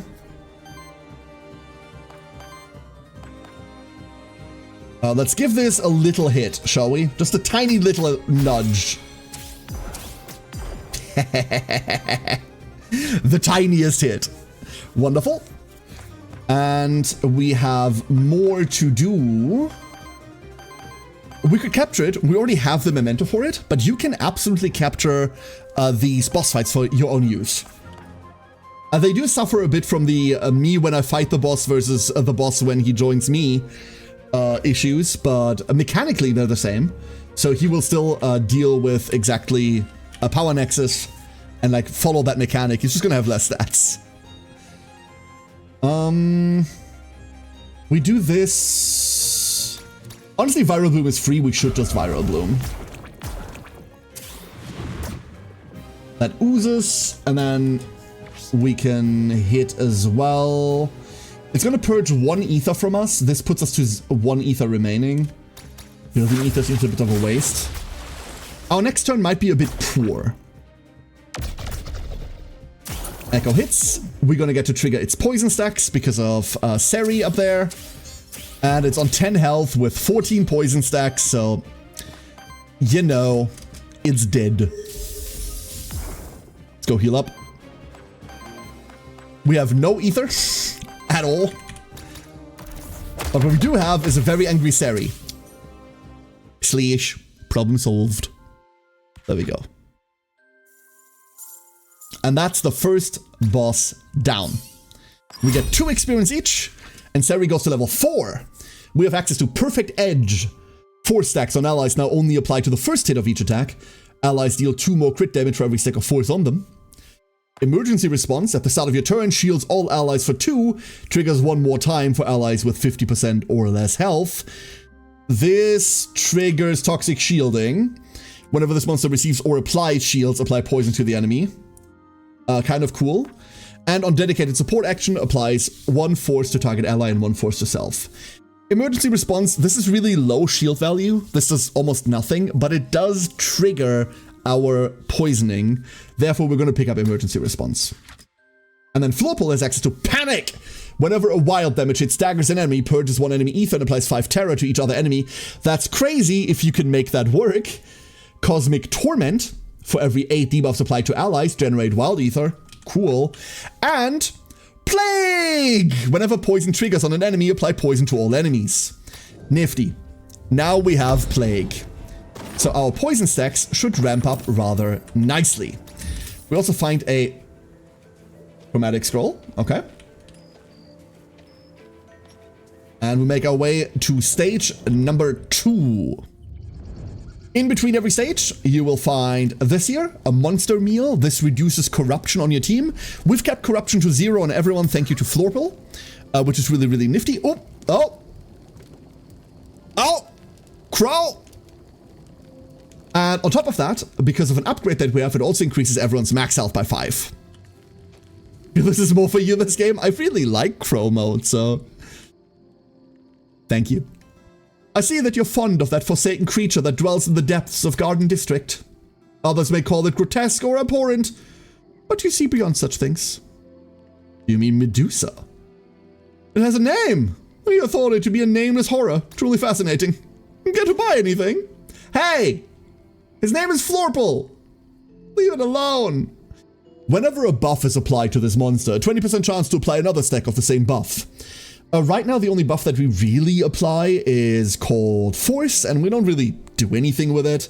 So, This has an additional 33% chance to apply Force on action and gives us 1 additional temporary power. None of these things are really gelling with our strategy, so I'm inclined to disagree with this. We have a Lance, converts the element of the first hit of each attack into wild damage. This could really heavily lean into what our Medusa is doing. And it will help us break. It's not an equipment that I want to keep for long term, because it doesn't do anything else, but for 5 we'll pick it up. I'm going to grab a Monster Soul, And a Heroic Horn applies power to target monster. We really don't care about power. What we care about is poison stacks. This doesn't help with that. So we're going to leave that here. We do still need this money for other things later down the line. So keeping it not too much of a waste. Let's go see a knight about a thing. Menden, good afternoon. We don't need to look at that. Our team is set so far. We'll look at it later down the line. I must admit, I've wanted to ask you something, Sirix. You really have to use such lowly means as poison to handle the monsters of the void. No offense, Sirix. I'm sure you only did what's necessary to brave the dangers of the void. Perhaps I shall try to dip my sword in poison too. What do you mean? My poor poison. That's rude. Trading your common equipment for an epic one? I would never do that.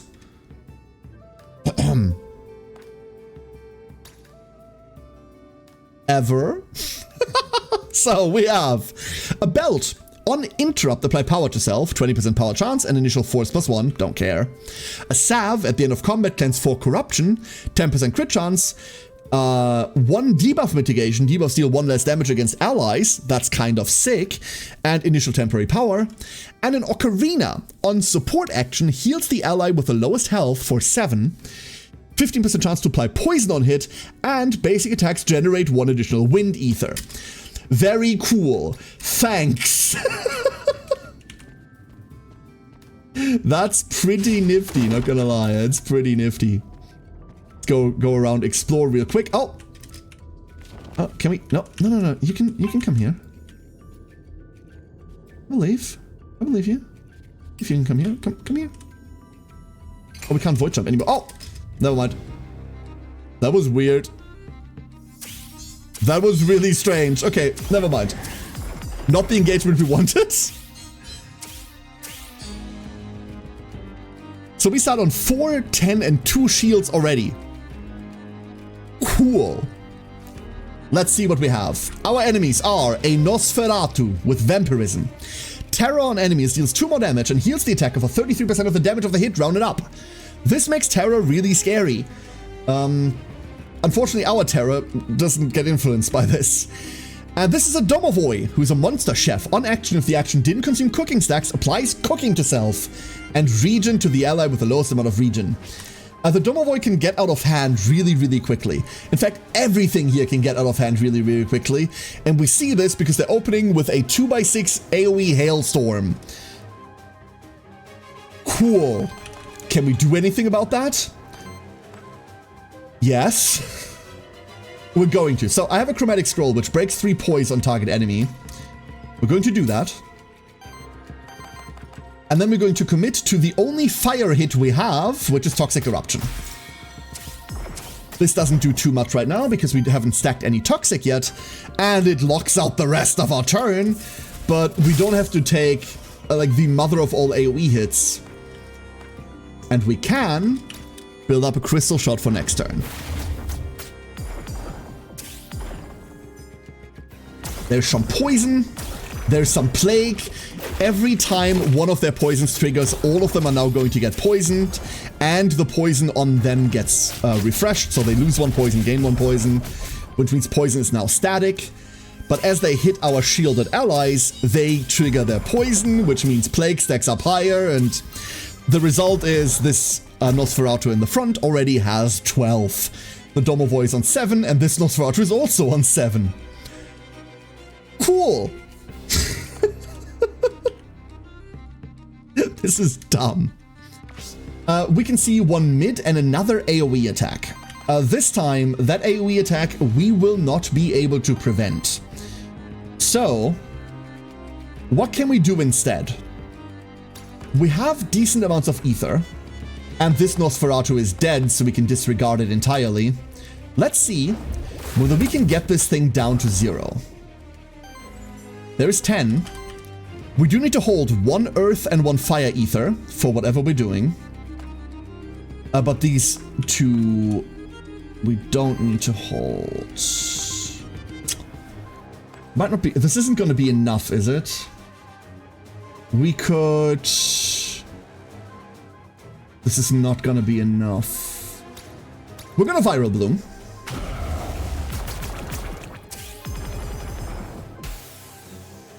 All of that poison triggering is going to make this hit harder. And then we're going to auto-attack this thing. This is 2x2 only. It's still not enough, right? That puts it down to 32. What's it at right now? I've always found it so hard to parse this.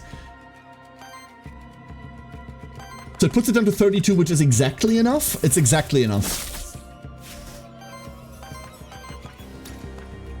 Hiya! Toxic Eruption! And then it has 12 giant poison stacks anyway, so it dies to poison no matter what. Never mind. We massively overdid that. Massively overdid that. So that's the principle on which we're going to be operating. We're going to try to stack shields on ourselves, trigger their poison when they attack us, and heal the resulting damage, and then just let them die to poison stacks. Attack at the bottom. Because of the item that we have, Sari can now heal herself on any support action, meaning Foul Shield is not just a shield applicator, but will also heal the lowest health ally. There are no debuffs on us whatsoever. But we can't Viral Bloom because then I can't Toxic Eruption again, so...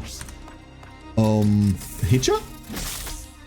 We're still a bit bad on the ether management.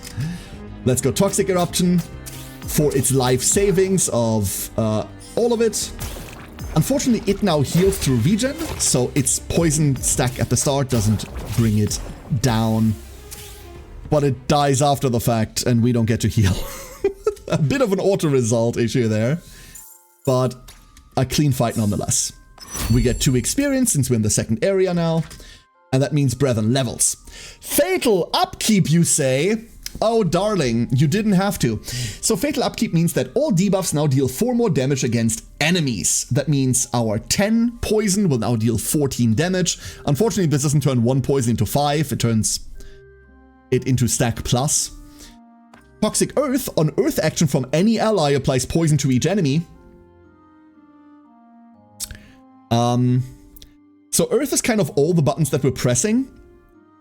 Ha ha ha ha ha. Playing it now, your fault when I now leave your stream. That's okay, Pico, at least you found a game that you'll enjoy. That matters more. I give more of a shit about you having like a fun time than you being here. I like you being here, don't get me wrong, but if it stands in the way of you enjoying your evening, then please enjoy your evening instead. Let's go pick up Fatal Upkeep. This is guaranteed to be good. Toxic Earth isn't on average going to be more damage, right? But we do want it as well. We do eventually want that as well. Another Monster Soul. We don't really need Monster Souls anymore. So, a Soul Lantern, a resting place for roaming souls. The Monsterkin took great care to construct and maintain them all across the Fractured Ruins. We will release one of the souls we have in order to hand out +5 max HP. We're going to give that to Brevin. We can only do that once. I wasn't quite sure yet. Until now, I've only ever taken a soul. I've never given one. Ah! Jumpscare gargoyle! Here is the next fight. A Nosferatu, a Grimoire, and a Gargoyle. These are really cool creatures. So, quick introduction. The Gargoyle is a defensive asshole that wants to stack shields and then apply Sidekick to itself. Sidekick means that if an ally attacks, it will also attack, and it punches quite hard. Super Sentai Gargoyle is one of my favorite designs ever. And Grimoire has an ability called Living Tome. This is best explained by looking at the Grimoire. Like this. You see this? The blippies around it? Every time an ally uses Ether, it fills in the appropriate blippy. Once all the blippies are filled, it gets a free action where it gets to pick one of 3 random mega abilities, and they're all dangerous. This needs to die before it's allowed to do that. We don't have enough potential to stagger it, most likely, so I doubt we're going to try. The Gargoyle also needs to fall. We're going to try to get the Gargoyle down before the Grimoire. How that goes, we'll see. We'll see how that goes. Aaliyah, how you doing? Hello, Aaliyah. And Alex! Good evening, Alex. Let's go break the Gargoyle so it doesn't start shield stacking. This unfortunately locks us out of like quite a lot of our Earth shenanigans.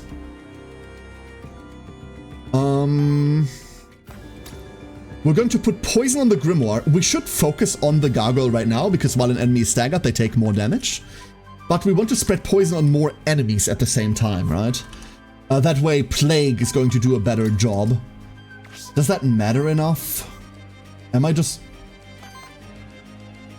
You know what? No, fuck it. We're going to focus on this Gargoyle. This Gargoyle must fall before it becomes dangerous. That's way more important. And then we're gonna hit that too.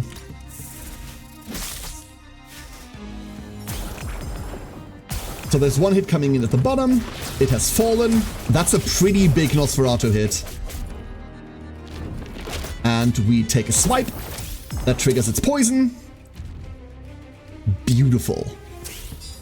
We are doing okay. With one enemy taken out, this Grimoire will now also accelerate a lot slower than it did before.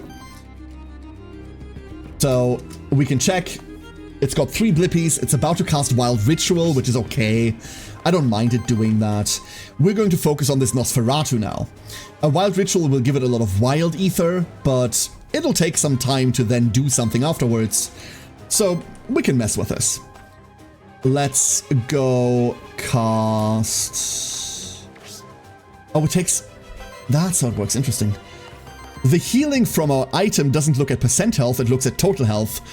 And because Brethren has really high max health, it considers Sari to be lower health. Very interesting. Let's go Endure. Then... we need to keep one Fire, one Earth, but the other one is free to go. So we can Slime Shot here. That puts it to 11. And then this is just a nuke. Whee! Made some Chop Suey. Oh my god, I would love some. Oh, Chop Suey's good. That's good food. Oh, it's almost full. It's almost full, but it will need 2 more turns in order to get its fancy ability off. And I doubt that's about to happen. We're cleansing our poisons here. Lamentation of Woes. Tarot and Poison to you. Wonderful. And now we can just finish this off. However we want, actually. How's our health looking? We're not exactly full health. But we're not really wanting for it either. If we wanted to heal, we can't do that. Hold up. It's already taking 20 poison damage at the end of, at the start of its turn. So we're very free to do whatever the hell we want. As long as we nick it for 4 damage along the way, which now we have because Sari is cracked. We're fine. We can also just kill it with Toxic Eruption. Thanks to Sari's Ether generation. Sercat is very quickly becoming my favorite monster, by the way. Very quickly becoming my favorite monster. We're almost at worthiness too. Almost. There's some XP. The Gargoyle ambush has been thwarted. A blank memento! Great. That means we can capture another monster while not being afraid to miss a shiny. Double Domovoy. Ooh. Uh-oh. That's actually dangerous. Double Domovoy means a lot of healing that's about to appear. And obviously the Grimoire that we need to kill before it goes off as well. That's a lot of ether you got there. Or are you just happy to see me? Let's start out by shielding. We got a pretty big hit coming in bottom. Gotcha, I was sure of it. I was sure of it. Gearbound, hello there. Hope you're doing well. We're gonna hit this Grimoire with a Toxic Eruption. Toxic Eruption is going to be more and more important as this run progresses. It's like really the one big hit we have. And now we're going to take a boatload of hits. Thank you for the Plague. I love the Plague. I love some soup. We even dodge a hit. Beautiful. Some Invigorate. There's the healing I'm so scared of.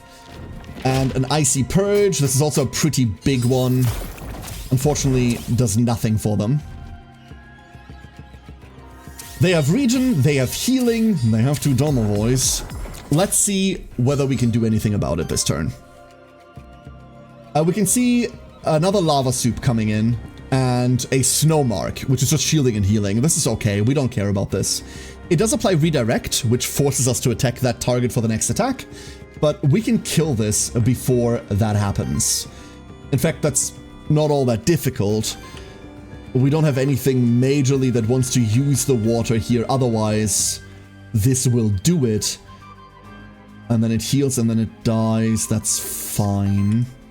Is there a more elegant way to do that? I do kind of want to endure instead. Let's go endure. We're 1 away from lamentation. We are 1 away from lamentation. Toxic eruption does kill it. That just does it. But then once again we have nothing to do. We're so reliant on Earth Ether. Earth Ether is a huge problem for us at the moment.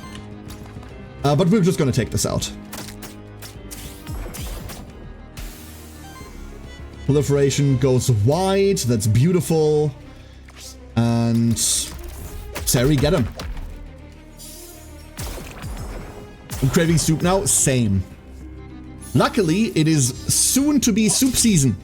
Soon to be soup season. Ask Trembo, he'll tell you all about it. There's a miss. These stupid 15% boots are really paying off, huh? Really paying off. That's a lot of poison. And also a lot of self-cleansing. Lamentation of Woes goes in. The top Domovoy is almost dead already.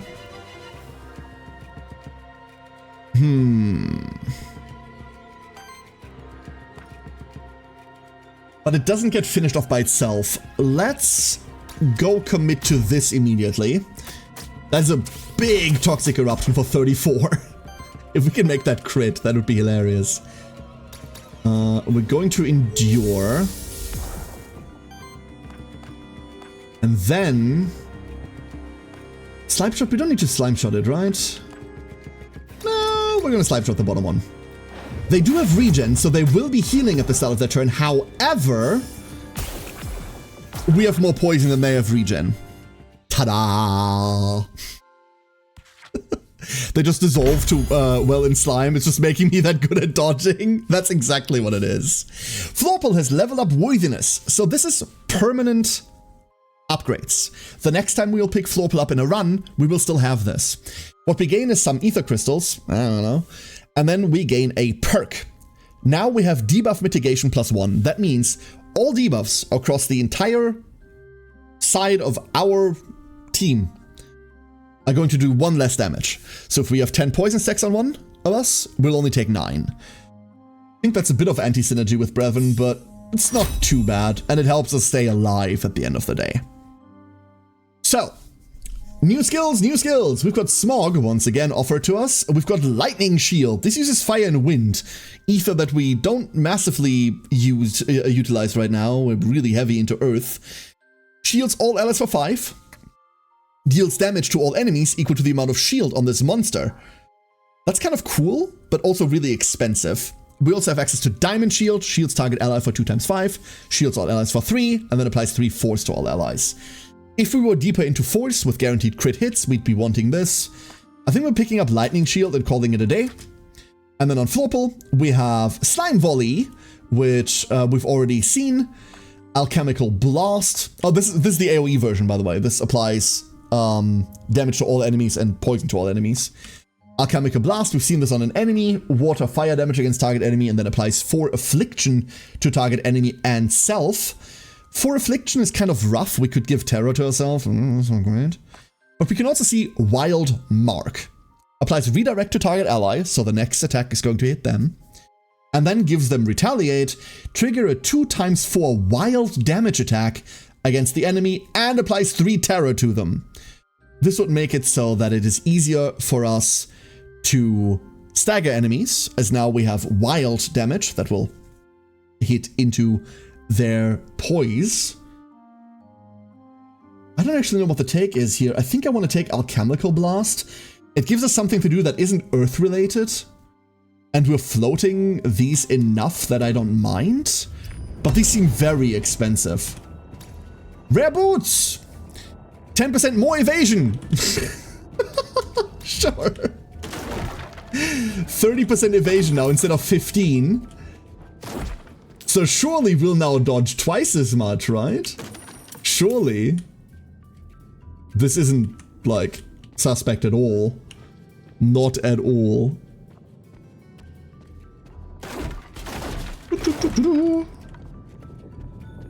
We have access to an Ether Spring, a random NPC, or an epic loot drop. We're going to take the Ether Spring.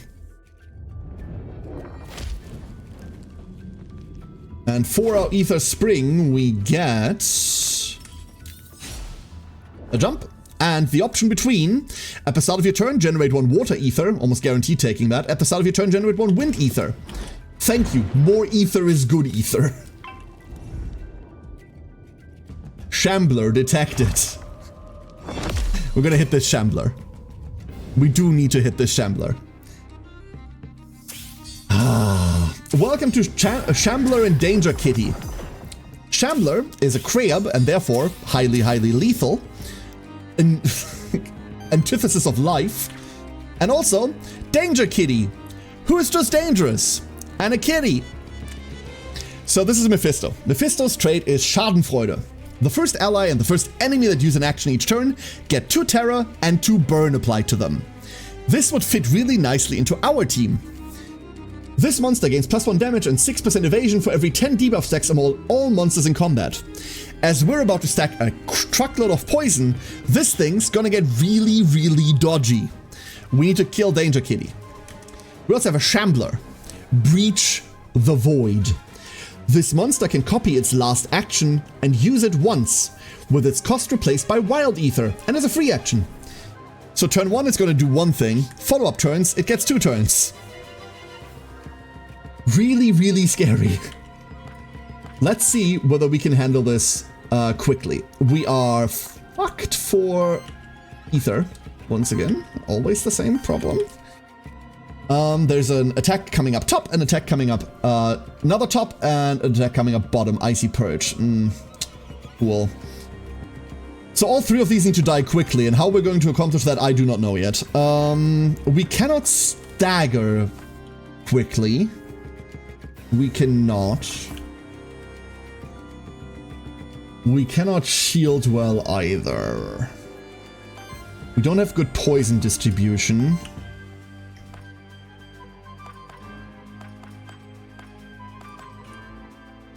We could stagger the Shambler, but we want to do that next turn. This turn, I think we're gonna go and see what we can do to Danger Kitty. It won't be much, unfortunately. You can already see the problem here.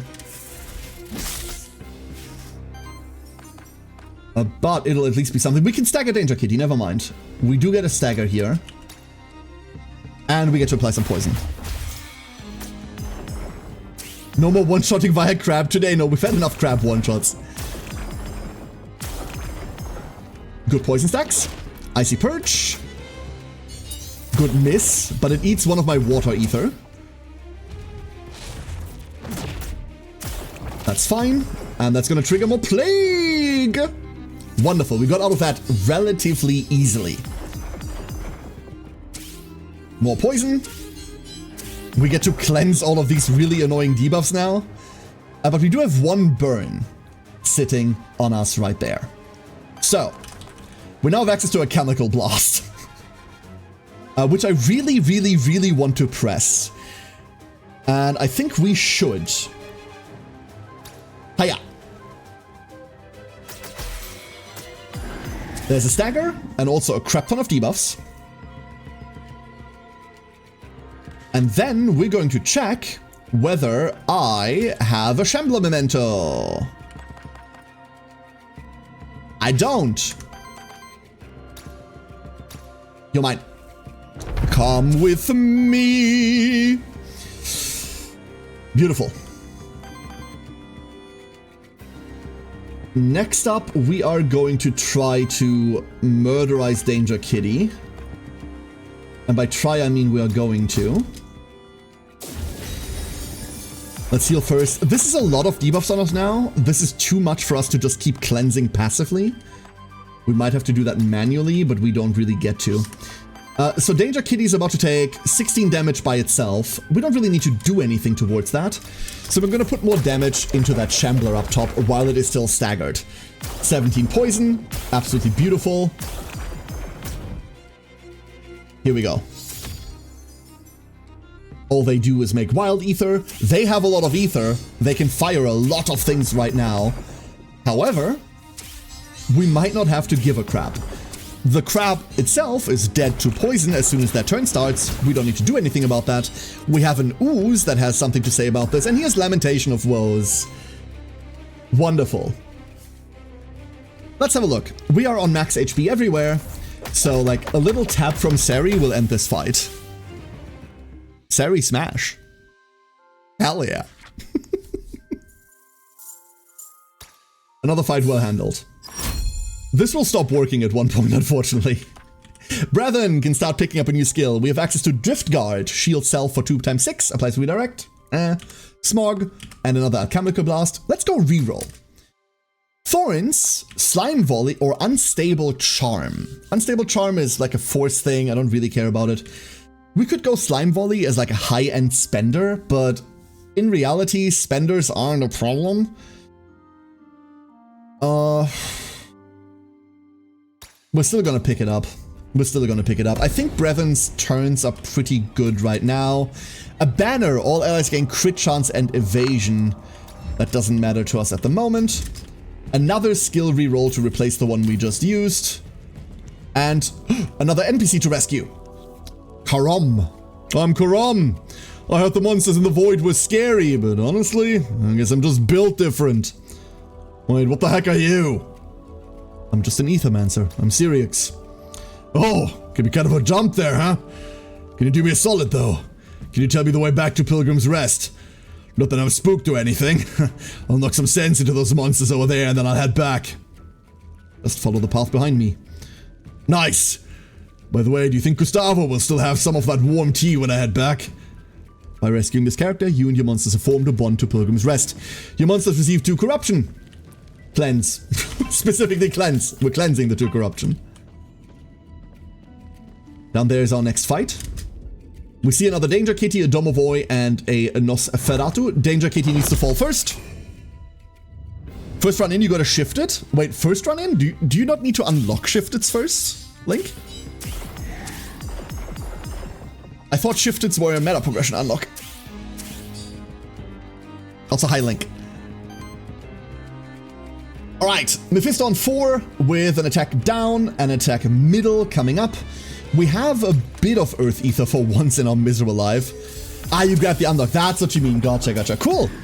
Well done, well done. Which one did you find? Which one did you find? Let's just purge the Danger Cat. This does not cause too much damage, but we can keep the water for next turn to go into a Chemical Blast, which is more what I would like to do. Let's just build this turn.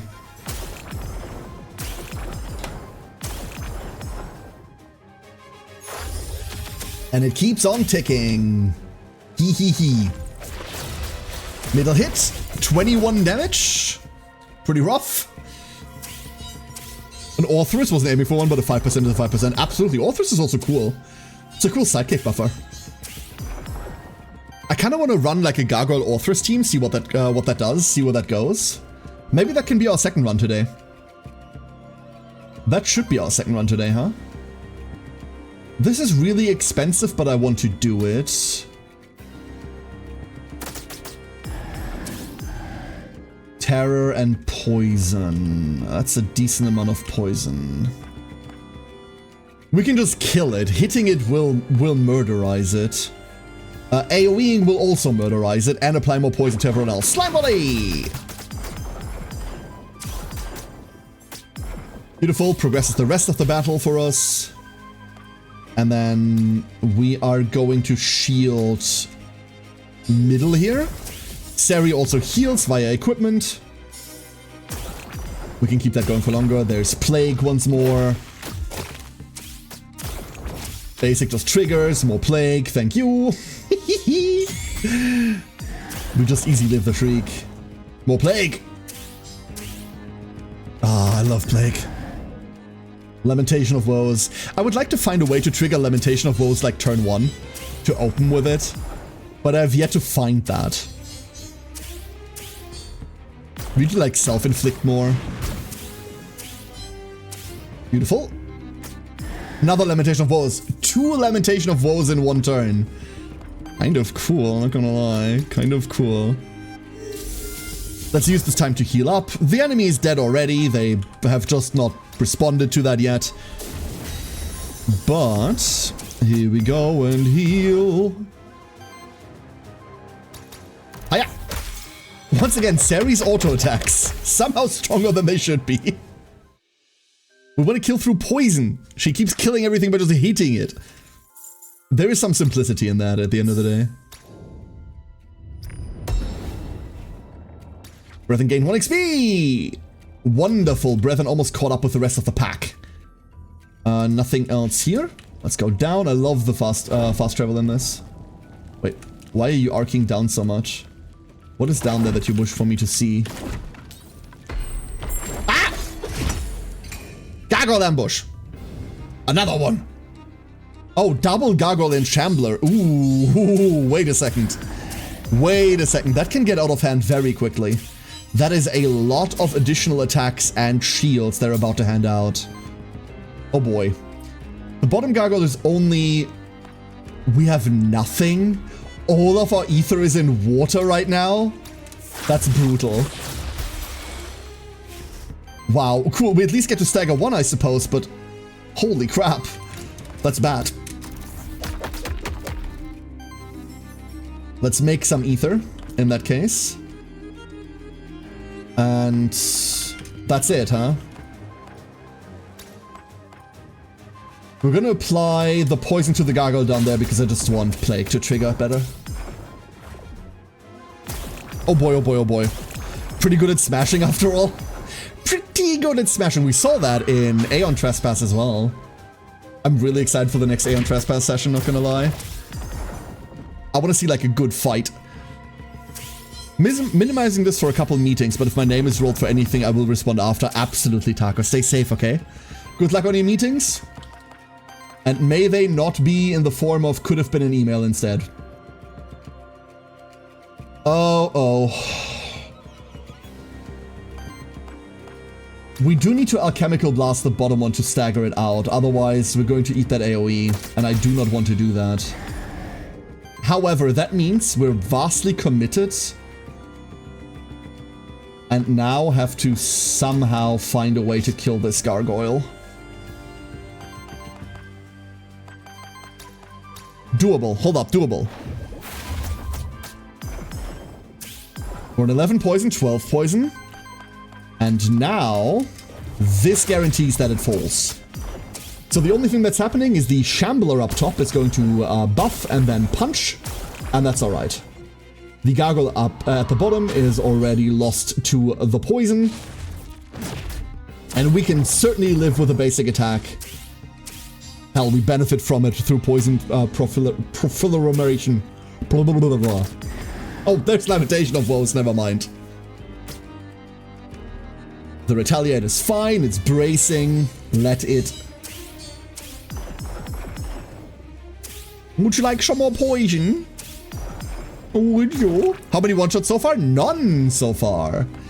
We are doing pretty good. I don't want to attack into that brace. We can, but Craig! Craig! Thank you for the gift sub. Thank you so much. Sari, grab a spoon. You'll need it. We're not telling you why yet. Don't worry about it. Thank you, Craig. Appreciate it. Get down! Craig is here! And Igor. Good evening, Igor. I hope you're doing well. You know what? Screw not triggering this. Oh, we get to Lightning Shield. Now, screw not triggering this. Let's go! Toxic Eruption! We Toxic Eruption them for their life savings. And then we just Lightning Shield. More poison. The brace doesn't matter to us. And there they go. There they go. Nani? Indeed. Nani indeed. What? Oh. Igor! Igor, thank you for the gift sub. Thank you very much. It's an ambush.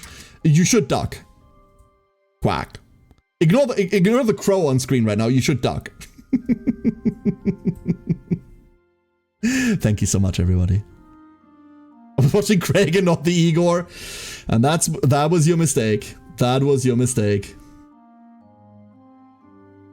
Alright, ducklings. Every single trait here is fucking cracked. Reinforce. Undedicated support action. Heals target ally for 5. Shields them for 3 and applies 1 force. This triggers all of Sari's abilities because that's a shielding move. So it triggers more poison. Permafrost. Instead of shields on allies vanishing, half of all shields are retained, rounded up.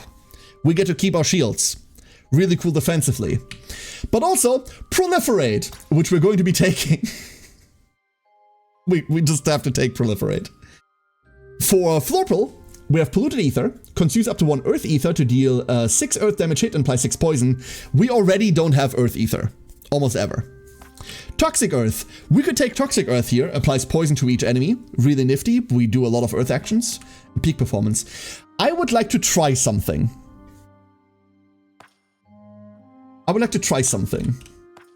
Because if I press this reroll button, right? On action, if the action applied debuffs to the enemy, applies those debuffs another time to the enemy's enter. What? What the fuck? If the action applied debuffs to enemies, applies those debuffs another time to the enemy's end to self. This will very quickly overrun our ability to cleanse. So right now I don't think I'm going to, but that's incredible. And then Share Torment. Whenever a debuff stack is applied to this monster, applies the same debuff to another random ally or enemy. If you're running Triple Affliction, that's incredible. However, that's not what I'm looking for. Panic, we've already seen Panic. There is Incubation. Poison no longer triggers at the start of turn, but all poison damage is doubled. So now poison only ever triggers if they hit us, but now it does double damage. This sounds really cool. It's not. Last try, we're gonna take Toxic Earth. And Brethren, whenever this monster receives or applies shields, apply poison to the enemy with the lowest amount of poison. Huh. I wonder. I wonder. I want to see Shared Torment and Torment doubling at the same time. So do I. On support, action cleanse 1 debuff, applies temporary power to target ally. We don't really get to use that. I know you only need to break the shiny barrels, but I break barrels on, like, principle. It's a lifestyle, okay. We have to give up a monster soul to open up this path, and then we get... on single target attack, if the enemies have 5 or more ether, purge 1, and then have 50% ether chance to make a random ether. I want to take this over the armor, but I'm not going to. So we're just scrapping it too. Never mind. Never mind.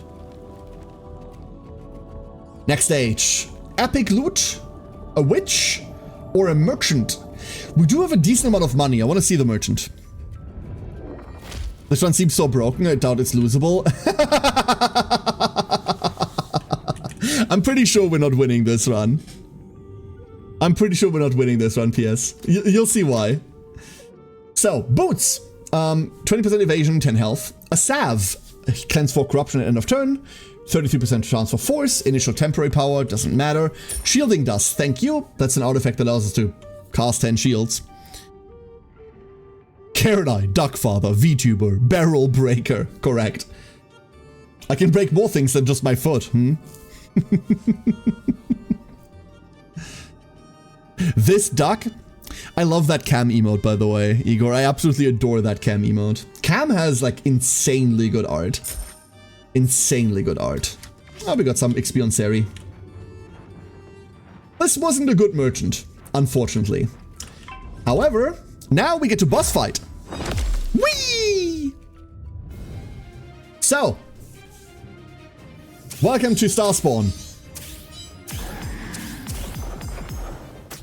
Here's some poison. Here's some proliferate. Here's some more poison. Here's some proliferate. Tides of the Void. The Void has chosen fire.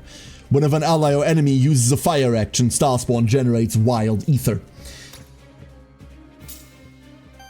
So, let me introduce you to Starspawn.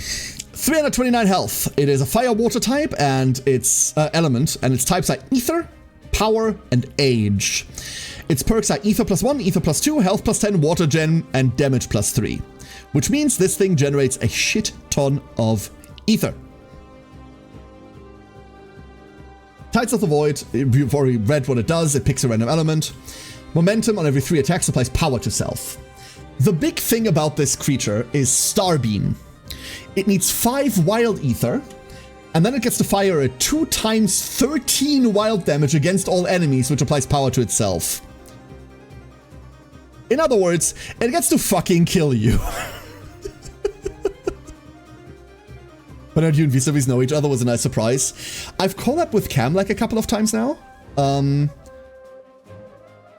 And how the fuck did I meet Seri? The question is, how did I meet Seri? The question is more, how did Seri find me? Because I don't know. The way that I found Seri is, I was fucking around with my Twitch statistics one day. And I was looking for something completely unrelated, and I found there's a panel on the left side that tells you, like, hey, here are the people, like, here are the most, like, celebrity people that follow you. Here are, like, the biggest followers that follow you. And I was like, oh, I don't know any of these people. So I went around all of them, and Seri was spot number 2, and I was like, oh, she's cool. And I've been watching Seri ever since. I have no bloody idea how I came across Cam. I think it was via Armia.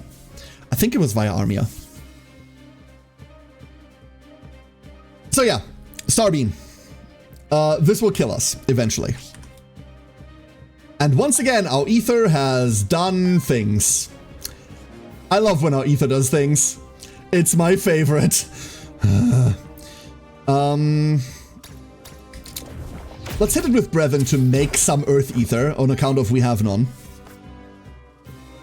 And then I think we're going to start foul shielding. This isn't great. We don't want to foul shield. But I think it might be the best thing we get to do. And we're going to foul shield Seri herself.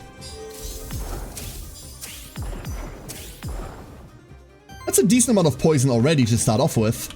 And I mean, we could Alchemical Blast. You know what? That might actually be worth it. Give it the 1 wild ether to start off with. Was Koromon? Galundir told me about it. Galundir! Galundir, the agent of cross-promotion, huh? Koromon wasn't even... Like, I liked Koromon. Koromon was cool. Like, they're still promoting it to this day, but I don't think anything new has really happened outside of, like, some little costumes. But Koromon was nifty. I know nothing. Yeah, I know.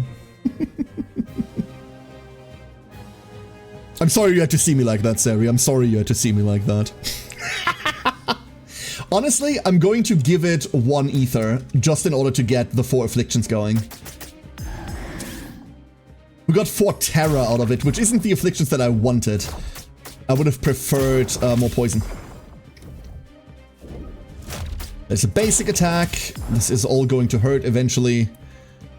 From Dark Deity. Dark Deity 1 was so... Nah, but Dark Deity 2 was so good! Oh. Any given stream I watch has a 60% chance of Galundir being in the chat? Yes. I have found Galundir, like, in the wild in chats that I didn't even know someone else... well, someone else was obviously watching. But, like, I didn't even know had any, like, kind of crossover whatsoever. They're working on a Koromon roguelike now. Actually, that's interesting, and I kind of want to fuck with it. That's something I want to mess with. We're gonna see a lava surge. 2 times 7 fire earth, and then applies power. So it's starting to ramp up. We're gonna hit this shielding dust here. Get some shields going. triggers poison, of course, because Seri is cracked as hell. We can't use wind attacks this turn, so let's find a way around that. We can Alchemical Blast again, and we absolutely bloody will. 3 poison, 1 terror, wonderful. We can also Healing Slime to mitigate some of the damage we already took. Beaut. And then we're just gonna hit it. Of all monster tames I remember kept playing, the one who stuck the most in my head is Monster Crown. Sadly not for a good reason. I had such high hopes for Monster Crown. I think we all did. It died. Monster Crown was a hugely anticipated title. It was huge. Like, the amount of people waiting for it, like a proper retro, but like with all the weird fusion bullshit breeding monster tamer. I remember like YouTube videos about like, oh, Monster Crown is gonna be so hype, it's gonna be so cool. And the game is just kind of sub-mid. Like it's just not good. On average, it's mid and it just fails in so many areas. The mid to post game is like mid, end, and post game is almost non-existent in how interesting it is. And like the early hours of it feel like a really well done tech demo, and then like someone who forgot to finish off their project. You know the one meme with the drawing of a horse where first it's like a really cool intricate drawing of a horse and then it's like someone's crayon drawing of it afterwards, like, hey, finish the horse. It's that. That's what Monster Crown is. It's a shame. It's a bloody fucking shame, but it's also a one dev project, so I imagine that shit can't be easy, right? Coromon Rogue Planet for those curious, I got burned so hard with Monster Crown to the point I'm not trusting the sequel at all. I mean, wait, they're making a Monster Crown sequel? Wait, Link, tell me more. Wait. Huh? What's the correlation between Coromon and Monster Crown? Because Coromon was quite decent. I really enjoyed my time with Coromon. On Switch, it's just garbage. This is on Switch? Oh. No, it's awful on PC. It's not good. It's called Sin Eater. Hold up, we're gonna check that. I'm gonna check that real quick. Sin Eater. Monster Crown Sin Eater, yeah.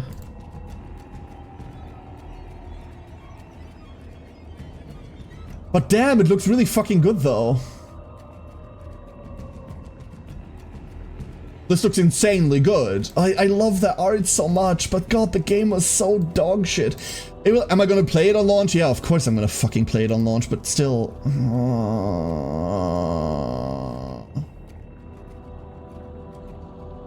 We'll see. We'll see. Maybe they learned the lesson. I think it was less a lesson to be learned and more they bit off more than they could chew, so right? The Coromon comment was for those that want to follow the rogue. Like, oh, it was 2 separate comments. I thought these were related. Sorry, Link. That makes sense. That makes sense. Sin doesn't taste that bad with barbecue sauce. We'll see. We'll see. I'll judge it on its own merit, but like, I don't expect anything going in. Not like I did with Monster Crown. We found an epic no!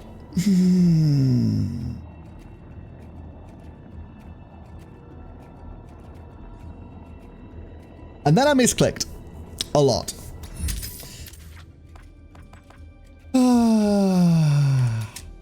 Alright, what did we just equip? Transfer Corrupt himself, Earth Gen +1, Shielding +1. That's worse than what we had, but it's not game-breakingly worse. Shielding +1 will matter somewhere. That's... Don't get me wrong, that's bad, but we'll live. We'll live. No, stop going up there.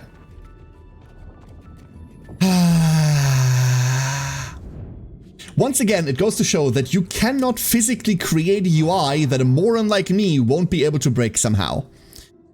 Usually I know this place inside out, all the shortcuts and hidden paths, but now with the void everything's all shaken up. And it changes all the time too. Can't buy anything. We have a talisman, which I don't care for, a scepter, which I don't care for, a heroic horn, which doesn't matter, and a monster soul. None of these matter. So we're gonna buy the monster soul, and I think we're just gonna see whether we can get some random XP. That's everyone equal, we're leaving there. I'm sated. Let's see whether Knight has better equipment for us. Screwed by the guy with the vacuum? Yeah, sorry about that. I mean, you could have it worse. It happens so often. The problem is, Affid, I want to be angry at you, but you're right. You're absolutely correct. I do have to own that. I do have to own that. Ah, it's nice to take in the scenery, and vast past this place unveils. A bit overgrown, yes, but doesn't that only further enrich the tale? Each vine, each leaf, each building has its own story to tell. We simply need to listen. So we could trade in Flopol's common armor. We could upgrade it. Upgrade tier if possible, pick a new affix for it. We could upgrade Sari's Salve to pick a new affix for it. We're going to do this with Flopol's armor because the +1 debuff cleanse is actually kind of powerful. And just upgrading it would be cool. Healing +1, wind gen +1, or crit chance +10. Bleh, I don't like any of these. Damn it.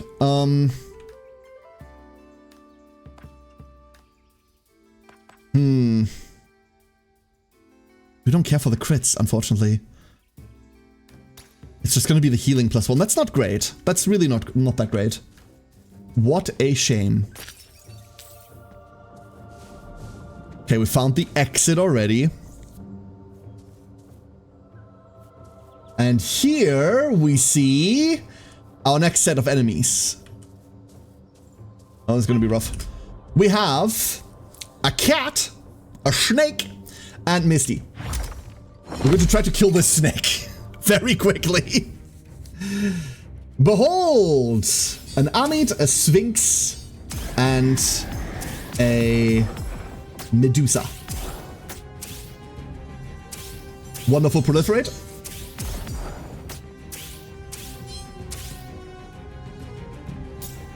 And one Void Blitz.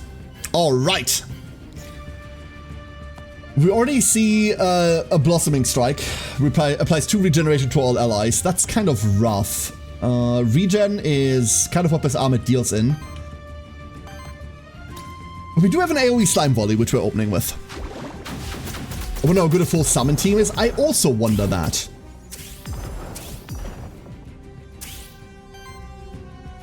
There's a couple of problems that I think a full summon team will have. Mostly, how do you live? I don't know that.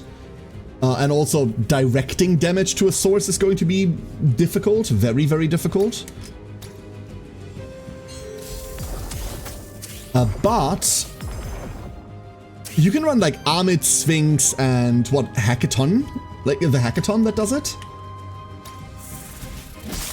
This cat is probably the least threatening monster here, by the way. It's weird, like it's deceptively harmless. It's not really harmless, but there's a full Lamentation of Woes. Oh god, that hurts. Enjoy your poison. Lamentation of Woes. Lament you right back. Big Blossoming Strike. It's a big regen as well. God, that does 15 damage. Crazy.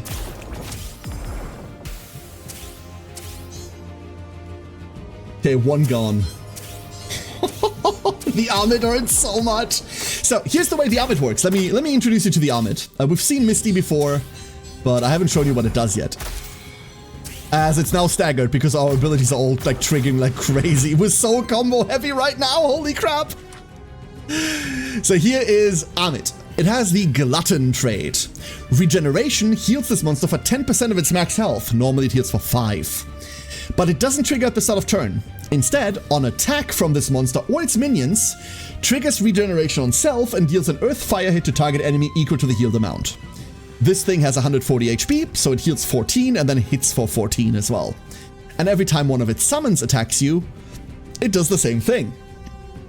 So you'd play this with the Amit applying regeneration, everyone summoning with it, and then its summon and its attack triggering the regen on it doing more damage. That's actually quite a nifty little feedback loop that looks pretty dangerous if you ask me. Let's go heal up. We've taken quite a lot of damage. But we've also stacked a boatload of poison. Goodbye.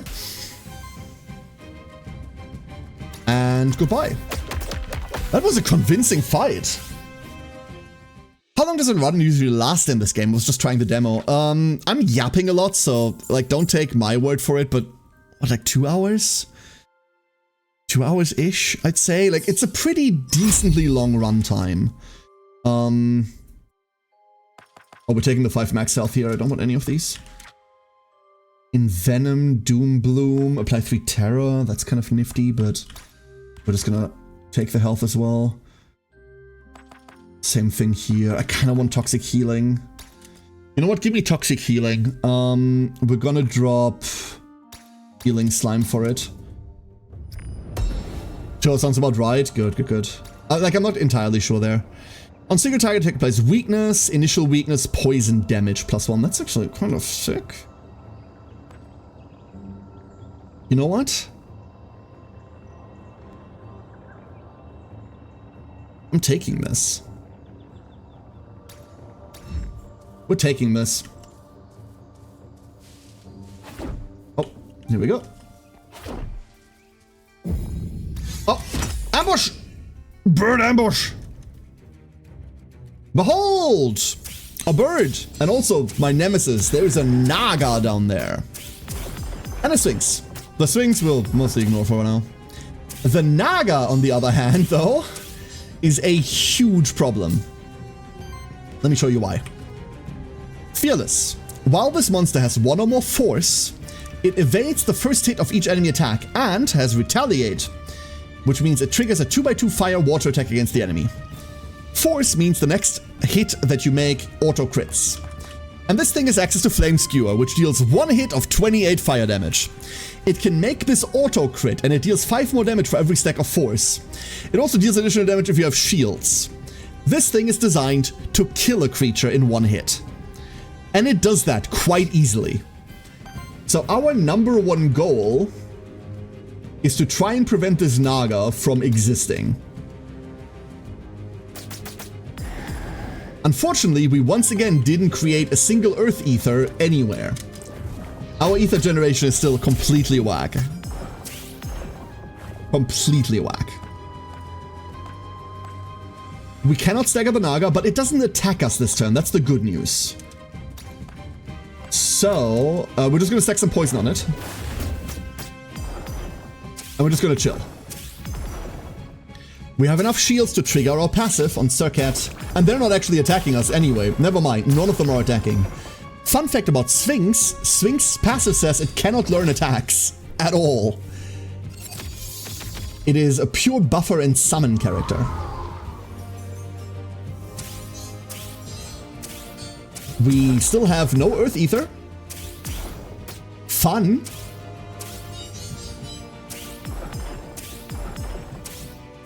And as the poisons keep stacking, we should get a Lamentation of Woe. There it is.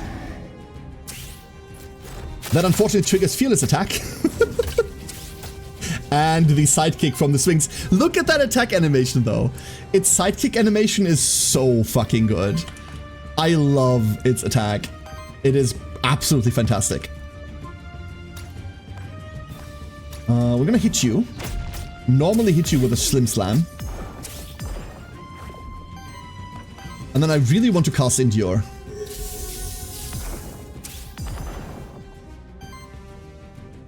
And we just have nothing, do we? Wow. Here goes the Naga, because once again, beaten to death by Seri. There are worse ways to go. Poison. And a Polar Wind.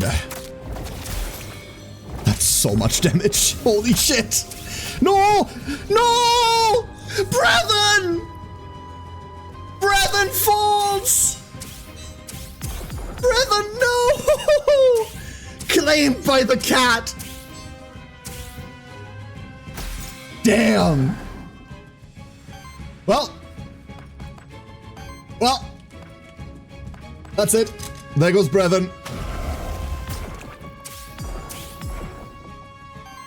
Uh-oh. Uh-oh. Oh, the cat doesn't do anything. Oh, the cat... Well, I mean, in my defense, it wasn't the cat. Holy shit. No, Brethren. No. Goodbye, sweet brethren. I miss you already. Right. MJM, a Wolpertinger, a Sphinx, a Cockatrice, a Grimoire, Gargoyle, Domovoy, Misty, Warden, or a Starspawn. Out of all of this, I think MJM fits the best into this. MJM, let's go. Let's do this. I look a little different. I wouldn't know what you mean. Hey Zoe, how's it going? You saw this game's release announcement on Reddit just a few minutes ago? Hell yeah. Hell yeah. Welcome on in. Hey look, Toxic Shielding. Blossoming Strike. Regen randomly. That's not too bad. Slime Volley, not too bad. We'll take the Slime Volley. Regenerating Water. On water action from any ally applies regen to the ally with the lowest amount of regen. Proliferate. Never mind. Explosive Exhale. Jewel Cutter. Toxic Healing. We're finding a lot of things I don't necessarily fancy all that much, but we can have Fatal Upkeep back. If we find a Witch, I would really like a Witch.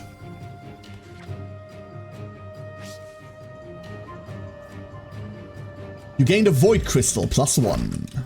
Oh, hello. Thank you for the breaking. Oh, there's the next group. Another Naga! Another Naga! This thing is 35 HP, isn't it just dying instantly? Yup! Welcome to the tragedy of Tatzelworms. Tatzelworms, yeah, they're not made for living, they're made for killing. They're not here for a long time. They're not here for a long time, they're here for a good time. So, any attack south is now really dangerous. This is dangerous. This is just 20 damage, right? This is just 20 damage. So, how can we prevent that? In short, we can't, because we don't have any fucking Earth Ether. So, hit. That's something. Shield. There's more poison. And some proliferate. And more poison. And more poison. And have I told you that there's more poison? We're gonna Viral Bloom here. Triggering all the poison, which then makes more poison. And also more poison. And then we're gonna hit ya. Whee! 3 terror, more poison. Beautiful. Unfortunately, this was not enough to kill the Tatzelworm. So we're gonna take this attack to the face. No! He's alive, he's alive, he's alive. We're alive. It's okay, it's okay. It's okay. The blood's still inside. Don't. Oh no, no, no, no, no, no, no, no, no, no, no, no, no, no, no, no, no, no, no. The Wind Lance. Okay, okay, the Wind Lance isn't hitting us right now. It's fine, it's fine, it's fine.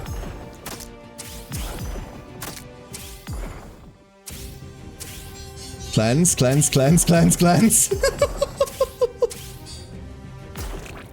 Okay. Bruised, beaten, but ultimately alive. All right. Some minor amounts of healing. And the enemy's all dead, right? Like, they're all dead. This is over.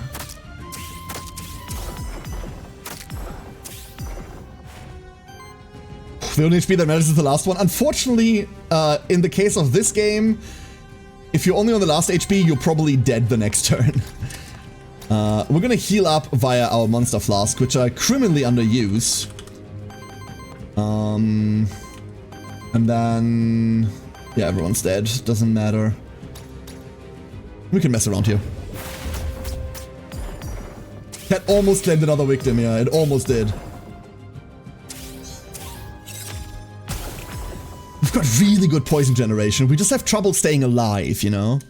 We just have trouble staying alive. That's the issue. But our poison gen is great. Envenom, Energizing Strike, and Generate Force. 5 max HP, please! So, a salve at the end of combat cleanses 4 fire damage, health, crit chance. Cool. Let me show you what a Tatzelworm is supposed to do. Tatzelworms show up in the game relatively early. This is MJM.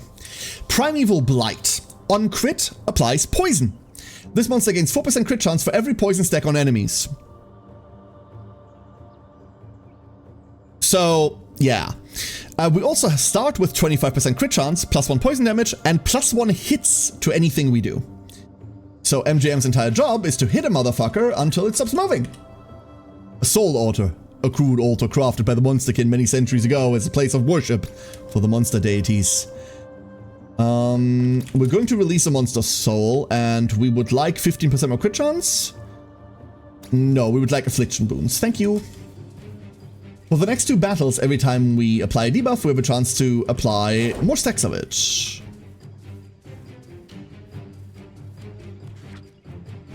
We're just going north. Never mind, we're not going anywhere. Wait, what's still down there? Oh, never mind, we've done that, we've resolved that. Alright.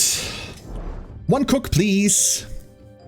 No, you can't, Taco. They've fooled me plenty of times before. They've fooled me plenty of times before. Your monsters have been looking so sickly lately, like they're afflicted or something. Are they eating right? Well, now they will. Let me see what I can do for them. A new perk for Florpole, Sari, or MJM. We're gonna give this to MJM. Because we're gonna give MJM 25% more crit chance. So MJM's base crit chance is now 50%. Cool. Very cool.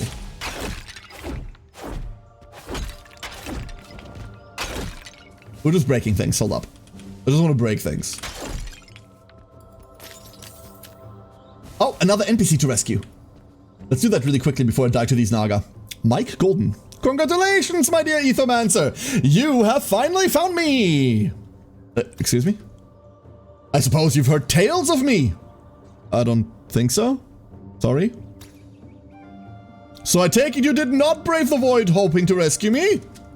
No matter, I am Mike Leonard Golden, knower of all things, both the mundane and the arcane. In fact, I've just now sated my curiosity regarding the inner workings of the void. If you don't mind, I'll take my leave now, permanently. Somebody's got to regale the fine folks of Pilgrim's Rest with tales of the void, you see? Crit chance doesn't scale linearly. How does it scale then? What does it scale off of then? This is always a problem when you deal with a +%. Because you never know whether, hey, your base crit chance is 10%, therefore plus 25% means you do 2.5% more crit, or plus 25% means you now have 35%. It's a huge issue with crit chance in a lot of video games, and I wish we had a unified way to display that. I wish we could agree on like a unified way to display this properly.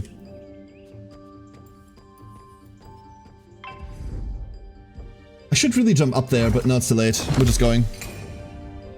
Are there hidden areas on every different level? I reckon, but maybe they don't always spawn. I don't know.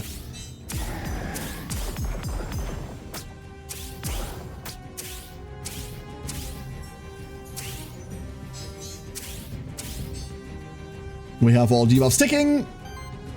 Initial poison applied, and now we have 1 attack at bottom, and that's scary already. I don't know the exact detail, but essentially you cannot hit 100% crit chance. Force is different. I mean, yeah, force forces it to crit, right? Like, of course. I really want a shielding dust, but we need the shielding dust for later. You can just take the mids. God, our ether generation is so awful. Fine.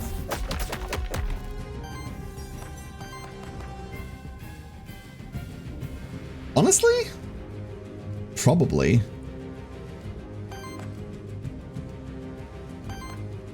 We do that next turn. This doesn't heal shit on us, but it does apply 3 poison and then trigger Plague immediately. Which, that's worth it. Hopefully. We're just going to take this attack like to the face. Right? We could make 3 wild and then do what with it? Viral bloom into anything? Honestly, yes. Bloom. Cool. More games would simply do additive numbers on their bonuses because it does get very confusing. I know why they don't, because eventually that leads to like a totality. If you can find 20% crit chances, now you have 100% crit always. Risk of Rain does that, for example, right? And it's not really a problem there, but a lot of devs are scared of exactly that. Don't ask me why. I'm really so unhappy with our Ether gen this run.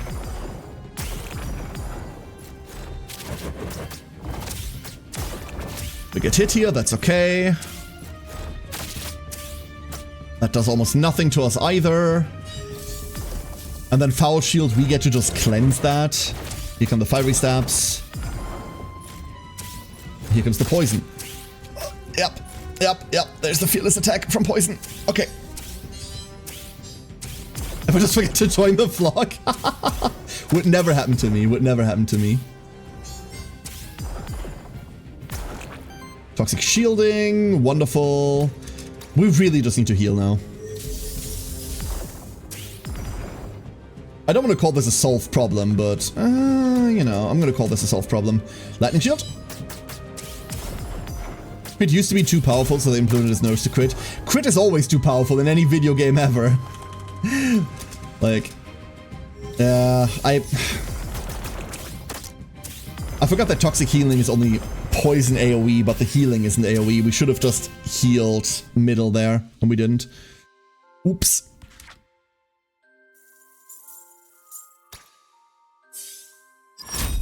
Made it through another one. Shielding wins. On wind action from any ally, shield that ally for 5. Kind of cool. Because this will make it so that we can feedback loop with toxic shielding. On attack, deals a hit with damage equal to half this monster's shield rounded up. Really cool. Whenever allies apply 5 or more poison in the same turn, applies regen to each ally. This seems nifty, but do we benefit from regen right now? We kind of don't, right? We can almost guarantee this happens. But triggers up to once per round is so lame. Like, that's so nothing. Like, this is one thing that's strange about Aethermancer. It tries to, like, limit so many things, right? Like, hey, you can only do this once per round. But the rest of the game is a balls-to-the-wall combo fest, right? Like, really? Would it really hurt the playstyle to, like, just go, fuck it, have 20 regen? It only triggers once anyway. You don't really have the HP pool to comfortably rely on regen. I don't think there is an HP pool where you can comfortably rely on regen. Because regen, fun fact, says at the start of your turn, heal this monster by 5. But it doesn't regen by 5 per stack. It regens by 5.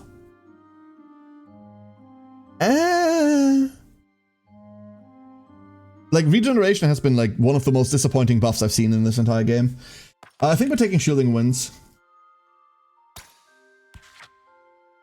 Torment, for every 5 debuffs applied to allies, generate wild ether.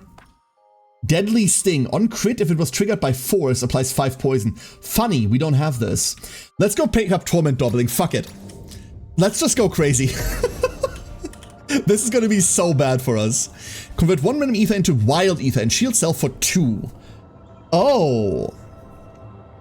Wild generator plus 1. Basic attack generates 1 additional wild ether. Ooh. Is this worth us giving up 1 debuff cleanse? Ooh. Yes. I would like wild ether generation. Screw the 1, it'll be fine somehow. It'll be fine somehow. How? I don't know yet. Oh. See if we can get a better angle on those. We can. Behold. Yo! Wait! Bird! Hold up! I almost didn't see it! Oh, and shit! And a shiny Naga! You bastards! You bastards!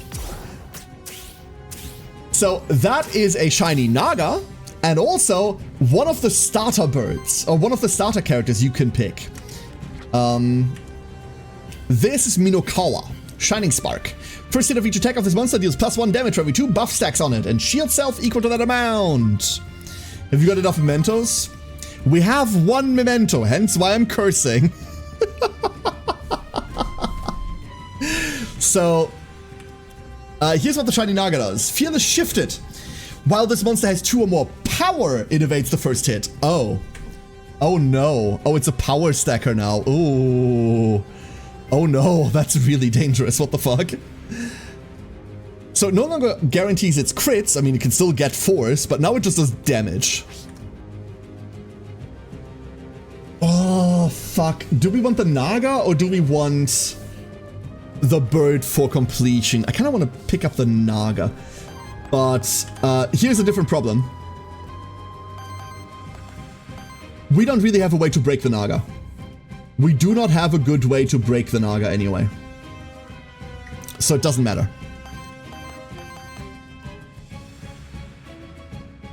It does unfortunately not matter.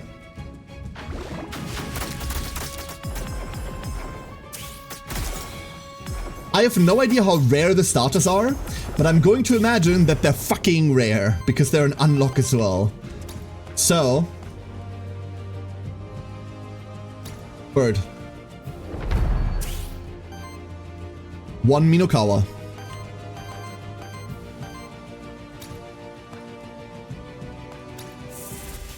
And then we're gonna punch this Naga. And then what? Then we're gonna shield ourselves, I suppose? Because that Naga is about to hit us. Poison, poison, poison!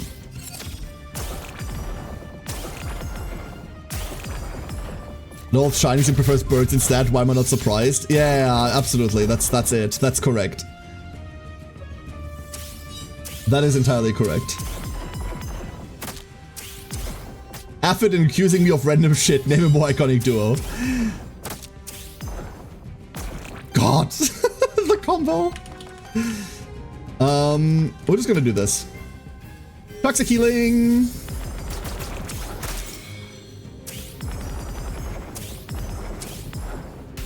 I'm glad we stag up the Naga.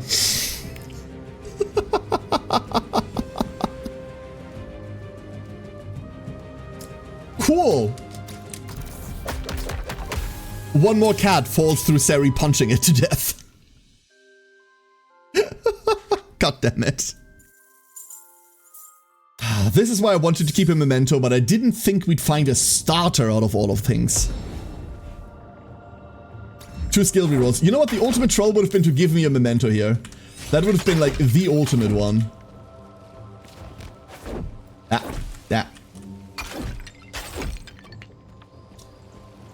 Frog.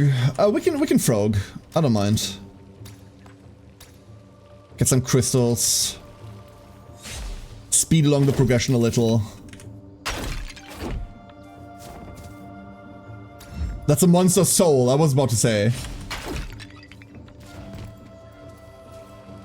Is there anything down here? Nothing down here, right? No.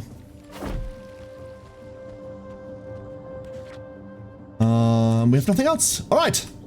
And now we are going to die. Great. I'm going to pick up a witch because I want to try rerolling one of MJM's attacks. It's so awesome to see a monster shielding themselves to keep them out of harm. That way corruption can't touch them at all, which should help them in the long run. Defense is the best offense, I always say. Unfortunately, that is just not true in this game. But we can believe. We're going to reroll Fire Claws. And we're hoping for exactly Toxic Eruption. Thanks.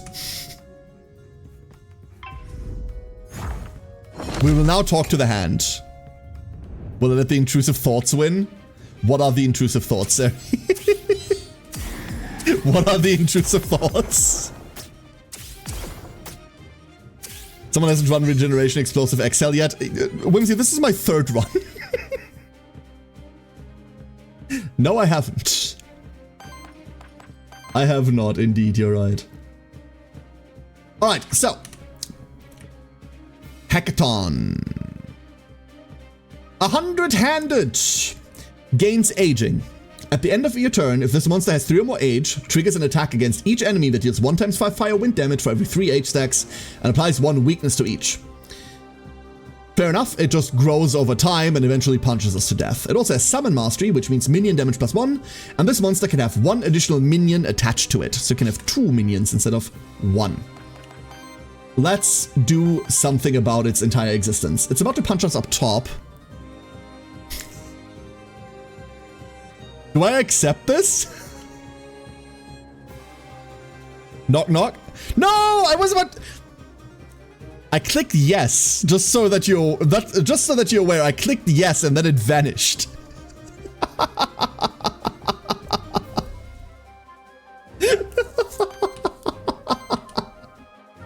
By which I mean, who's there? Let's go buff up some shields, get some poison going.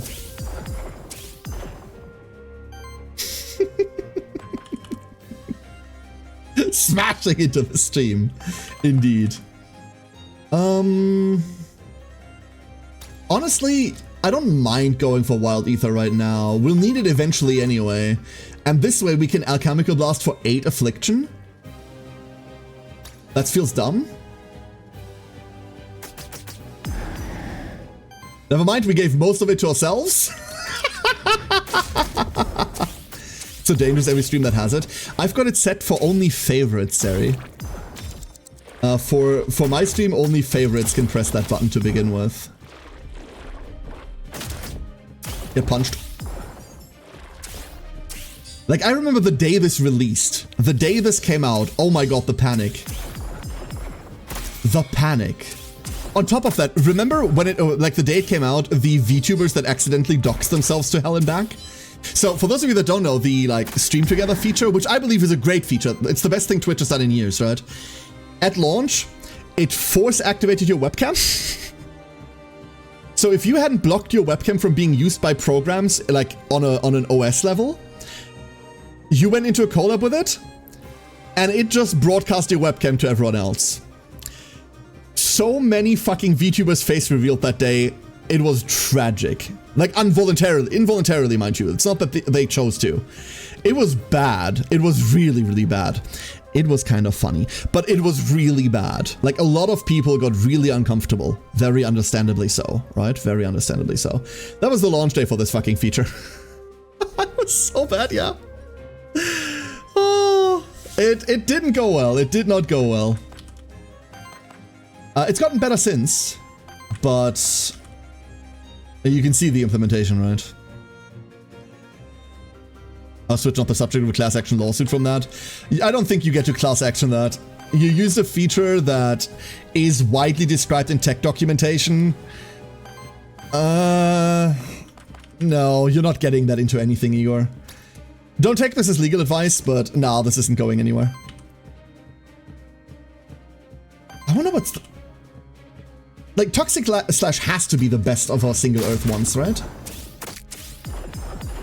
Like, A, we get to stack a crap load of poison like that.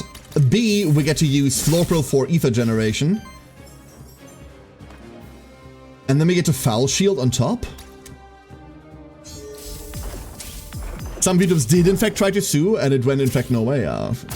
Interesting though. I didn't know that. I wasn't aware of that. But yeah, I wouldn't expect that to go anywhere.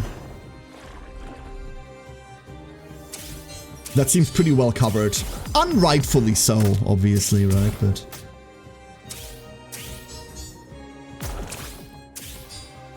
far be it from me to want to victim blame people. Right? Like, not even close to it. But at the same time, I see a cool new feature on Twitch. I don't try that shit while live. I try that while offline. That's why my webcam is only connected if I need it. I blocked my webcam from being accessible on OS level. So unless there's an application that I specifically wanted to use it, it cannot. Like on default. Yeah. Exactly because of shit like this. Damage, by the way. Oh. We'll fight. Smart? No, neurotic. Now, for those of you that don't know, I don't mind. Like, my face is kind of public knowledge. There are pictures of me on Discord from TwitchCon. I don't mind that personally. But my wife really doesn't like it. She doesn't want like any footage taken from inside the house. She's not comfortable with it. So she's so fucking supportive with everything I do. That's like the concession that I have to make. Oh no, what a sacrifice. So no photos, no cameras, no nothing. Otherwise I might have been a cam streamer like one of these days, right? Like very early on, I might have been a camera streamer, but she doesn't want that. So I was always no cam until I became a VTuber. And even then we had a talk about it and was like, I need a camera to like do the VTuber thing. Is that okay with you? And she thought about it for a couple of days and then went, yeah, okay, fine. Fine. So I made extra sure that she doesn't, that this is not something that she has to worry about, right? At the end of the day, I'm sorry to say, as much as I appreciate you all, but her being comfortable is slightly more important to me than all of you.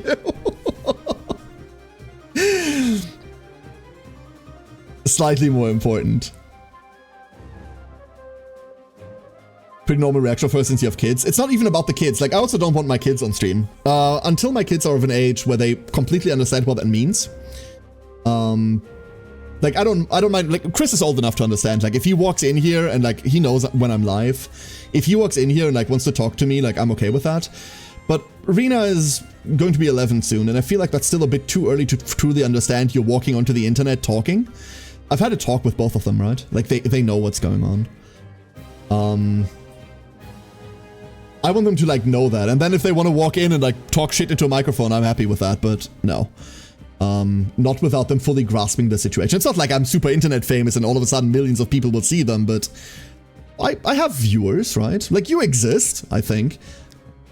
Hopefully. So I just don't want them to walk into that shit, right? That's it. Good hobby? Aw. I mean, I try to be, right?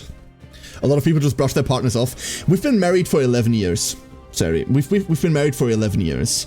And even before we were married, this is very much one of those us against the rest of the world kind of marriages. I'll brush off everything else before I brush her off. We give each other a lot of shit. We argue a lot. I don't want to say we fight a lot. We argue a lot. And we've always argued a lot. But if there's one person on this fucking planet that I can rely on, it's my wife. If there's one person I can rely on, it's her. And if she asks me to do something, then the reason why I'm doing it isn't because, like, haha, whipped meme. It's because I know that it's a legitimate concern she has, and I see it as my obligation to do that. Because I know that she's doing exactly the same thing for me. Doing exactly the same thing for me. That's the basis of this fucking relationship. That matters.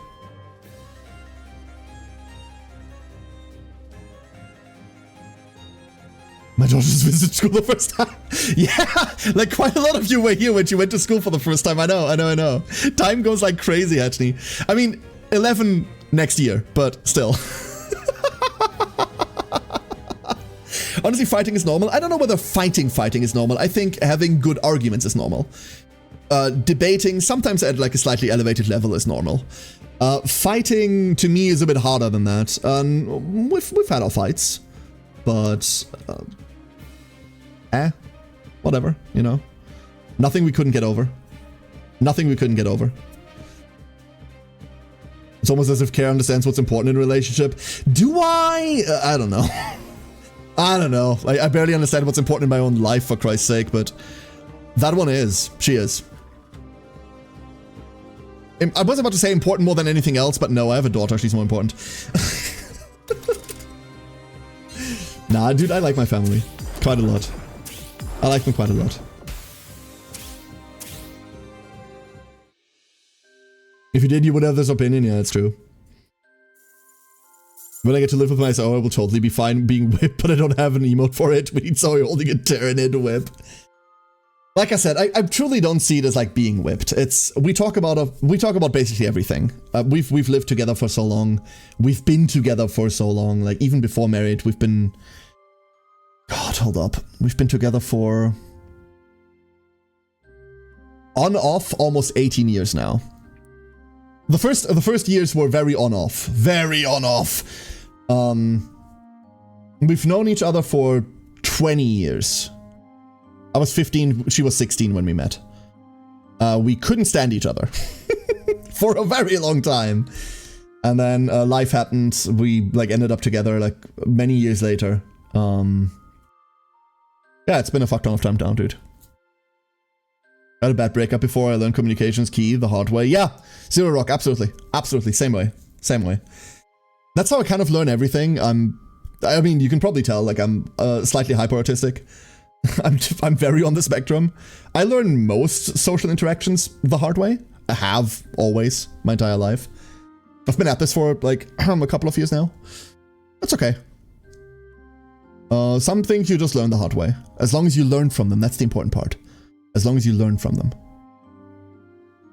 As long as you do that, you're doing fine. You're doing fine.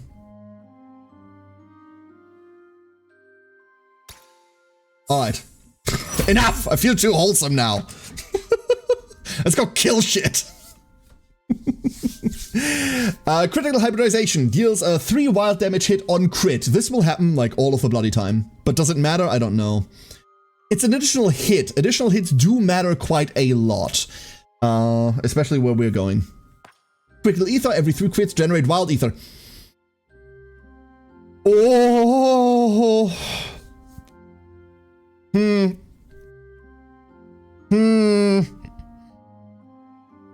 You can be as wholesome as you want. Yes, I know, but still, you know.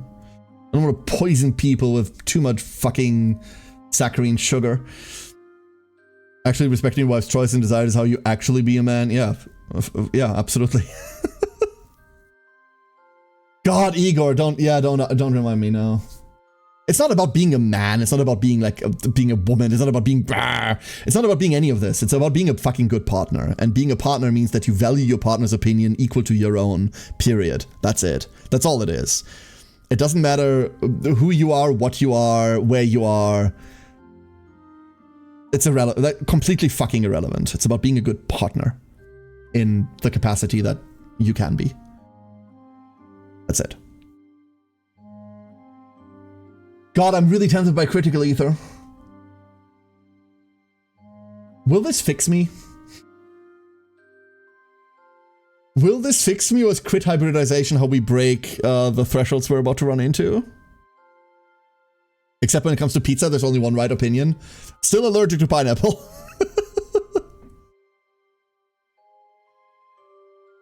Oh, that's lovely, Saraiden. That's adorable. Oh, math noob, I'm sorry. Not like, this is the first time I've like, I don't really talk about this a lot. Like, we talk about a lot of random shit, but like, I'm not really like a relationship advice guy. I mean, I've been in a couple of relationships, but hey, this, like I said, this has been ongoing for 18 years. I don't know whether like, I can really give any good advice outside of very basic, like, respect your partner, for fuck's sake. That shouldn't be advice, that should be the baseline, huh? That should be the baseline. Thank you for being awesome peeps and not, women. For you, Saraiden, I'll do that too. Ugh, women. God forbid a woman does anything. Nah. Nah. I wouldn't offer you one of those pieces because the allergy. No, I wouldn't take them, yeah. Being swift as a coursing river, forceful like a great typhoon. Crapple, that's exactly what it is. I'm taking crit ether. No, I'm taking crit hybridization. No, I'm taking crit ether. No, I'm taking crit hybridization. I'm very decisive, as you can tell. I'm taking max health. For bonus points, you must pick either a manly obsession with either trains or World War II. You must. This is the only way. Oh, there's our debuff cleanse. It's back. Evasion, debuff cleanse, wind damage? Over wild ether, wild ether, wild ether? Honestly, the wild ether hasn't been all that hype, huh? No, the wild ether has been pretty cool. Health, crit chance, but I want to keep the crit chance. Earth gen, shielding. Honestly? Sure, Seri can have some boots. Seri has a lot of legs, therefore Seri should have a lot of boots. More Heart could have the bromelain digest you as you digest it, and then she loved it. Pineapple trying to digest you, digest it right back. If you don't have a World War II fixation, store-bought Warhammer 40k can suffice! Yes, I approve of this message. I approve of this. You know who I need to get into 40k? Just very randomly?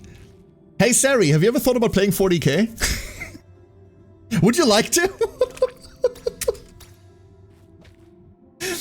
Oh no. Can you imagine what lavish lives the monsterkin lived here hundreds of years ago? Of course the Garden District was reserved for the most blue-blooded and noble monsterkin. Gonna buy anything? And we do have some money. Damn you, Blank Memento! Why? Why are you here? Void Crystal. I'll take the Void Crystal. I'll take any ether we can find for the upcoming problem. Please give me a level on Florpal. Like, just an XP on Florpal. Florpal. Yes! Got it! Toxic Eruption. Ooh, double Toxic Eruption? Do you want to be fancy? Would you like to be very fancy about this? I would like to be very fancy about this. I think we're killing Viral Bloom. Are we though? Yes. Are we though? Yes. Yeah, we are. It's a meme NTO? Wait, I don't understand. What? What's your favorite vegetable? Mine is the Emperor. Wow. Wow, someone's a real piece of shit. What's a... Oh. A meme, Nto. It very much bloody is. It very much is.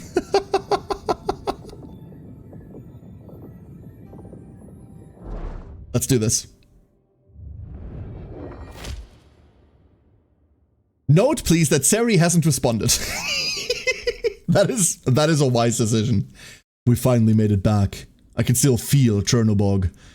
I need to reach them again. God, I've wasted so much time today. Brace yourselves. Behold! Bird.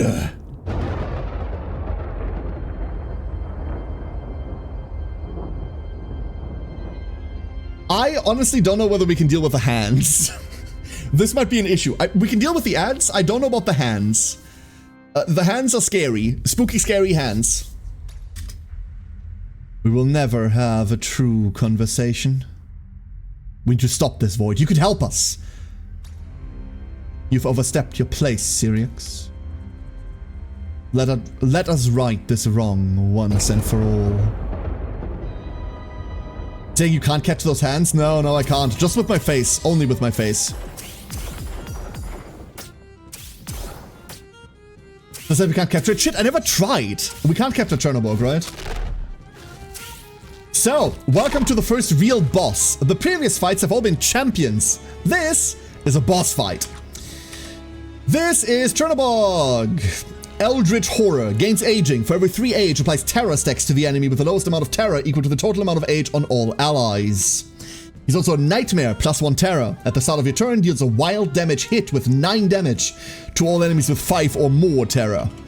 And Synchronous Aging. Whenever you reach 5 ether of the same element, applies age and shields all allies with age for 7. Chernobog has 2 arms. One corrupts ether, the other one corrupts ether. One's red, one's blue. If we use ether on those 2, they now gain 15 corruption. Whether that matters or not is a different beast. Let's go make some wild ether, because once again, we've been entirely fucked by ether generation. In order to get around this, what we need to do is hit these hands.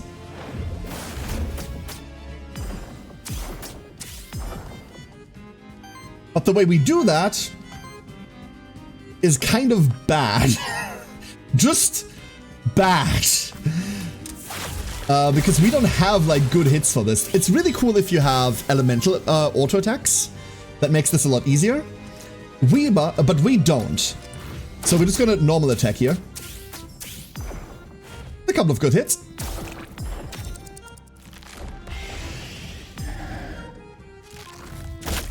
Rill. Rill. By the way, Rill, while you're here, how is crit calculated? Because this just came up in chat earlier. How does crit calculate?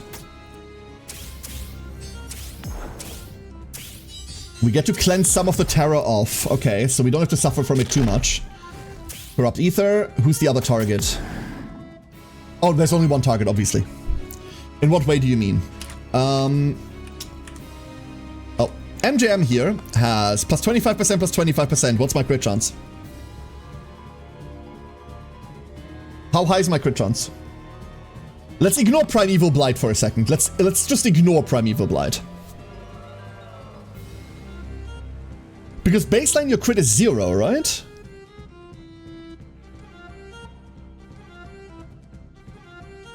Whimsy earlier said this isn't additive. I assumed this was just additive.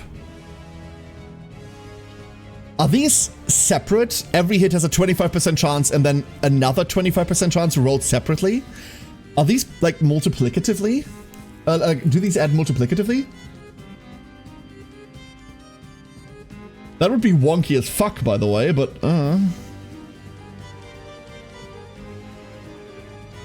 What other game is this one similar to? Curious if I play any like this. Ooh. It uses elements from Monster Sanctuary, but it's a roguelike team builder, so what other games is this similar to? Oh, that's a really fucking good question, Akina. I want to say Monsank, but as a roguelike, but it's really its own beast. I don't think there's a good creature collector roguelike that you could compare this to. This has been a topic a few times. Okay, it's not additive. If you have to find a formula, then these just don't add up together. Gotcha. Dice monsters. Oh, you mean, you know what? Yeah, it is kind of like it, right? Dice Folk. If you've ever played Dice Folk, Akina. I like Cyrillum. Cyrillum is less a creature collector and more like a team optimization builder.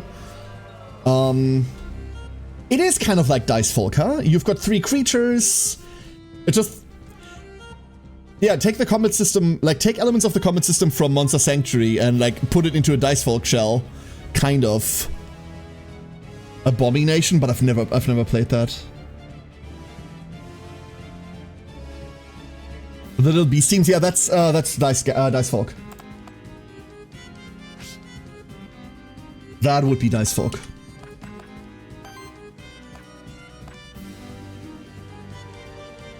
Okay, we're just gonna take this out. Alright, no more hands, but the hands have a cooldown. They will come back eventually. For now, we're off Mr. Hand's Wild Ride. Let's get onto a different one then. We've got 24 poison on the enemy. And our Ether Gen is, as it usually is, kind of a bit fucky. On fire, that doesn't do it, that doesn't do it. I would really like to break Chernobog this turn, if I'm being honest.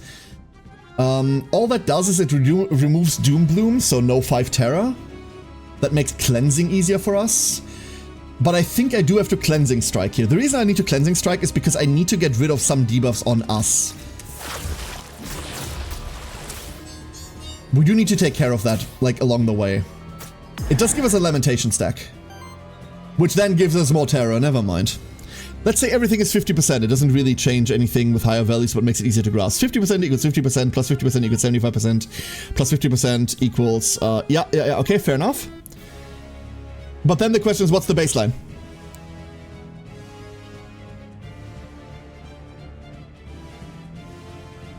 Because this assumes that the baseline chance is 50% crit. If it's not, then...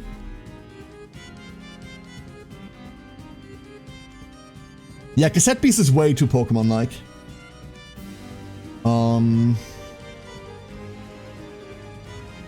believe it's 0.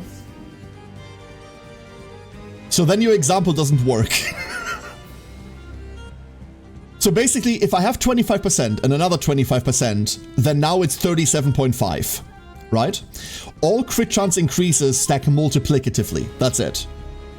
They just stack multiplicatively. Right? That's it. That's okay, that's fine. If it's just that, that's chill. It's annoying, but it's chill.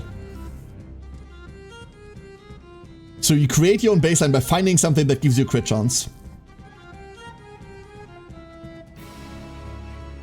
It looks like every one after the first is halved. No, it's not halved. It's because Rill is using 50%.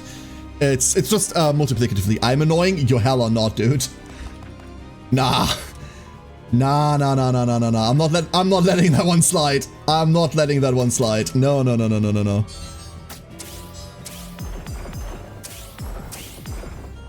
I've met annoying people. I am an annoying people. You do not qualify. You might be in Twitch chat, but I do not grant you the status of being annoying. Live! Phase 2!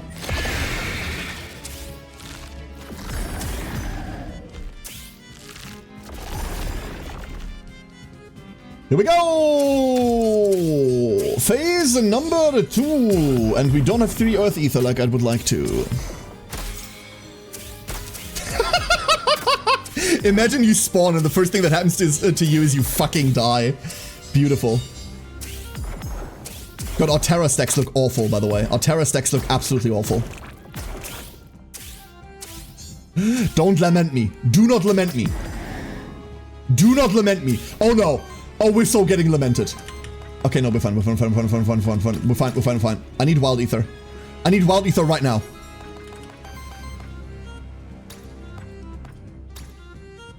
Let's go. Sick. Okay, we're no longer getting lamented. Good. We're autoing on Florple.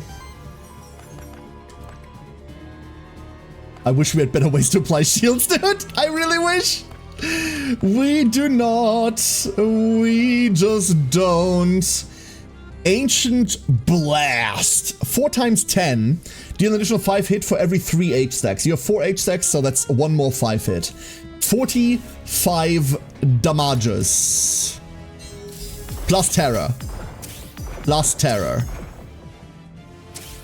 Once this fight is over, by the way, for those of you that have just joined us, we have a code giveaway today.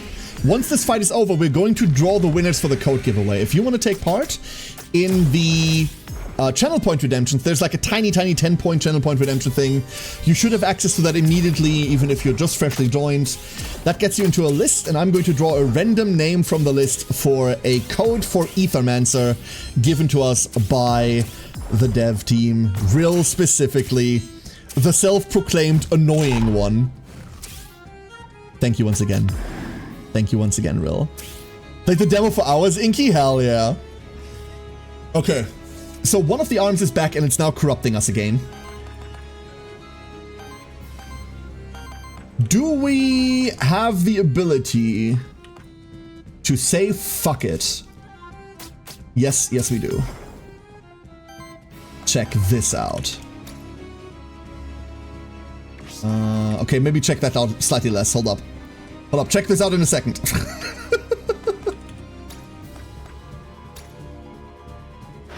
Yeah.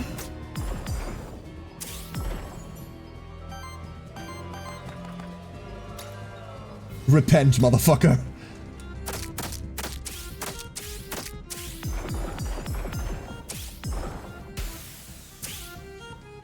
Whee!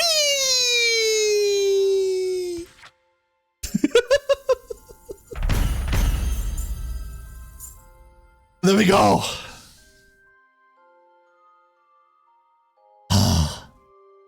Worthiness 4? Is there a plan to implement anything for Worthiness 4 and 5 except it just giving you random ether crystals, by the way?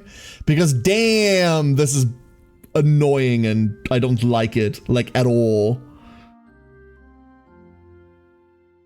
Please tell me that possibly later. Are you afraid of power creep? Are you afraid of this being too strong? Because right now this feels awful. You go like, yeah, next worthy, I guess. I don't know. Eh. But we did get 2 corruption cleanse on Florple now permanently. That's really, really cool. I like that a lot. We're going to take a lot of damage by ourselves there. And there is our run. Look at the original team. We lost poor brethren to a stray cat, no less. A stray cat. This was the first run that I've ever used Medusa, and damn do I like Medusa. Damn are they sick. That's a cool creature. And we got one of the starters. We got access to the bird starter that I didn't have before. Fuck yeah. Here's our general worthiness progression on everybody. This is hella cool. Alright. Alright. I'm gonna check out something real quick and then we're gonna do the draw. Sorry, I don't mean to like hold you. We're gonna do the draws immediately, but I do want this to be done real quick. You must think that my armor is made of Ethereum, don't you? Yes. I knew it. One might expect it to be so. Sadly, I've yet to find a single equipment forged of Ethereum. There should be some in the Holy City. That's where Ethereum was first invented, after all.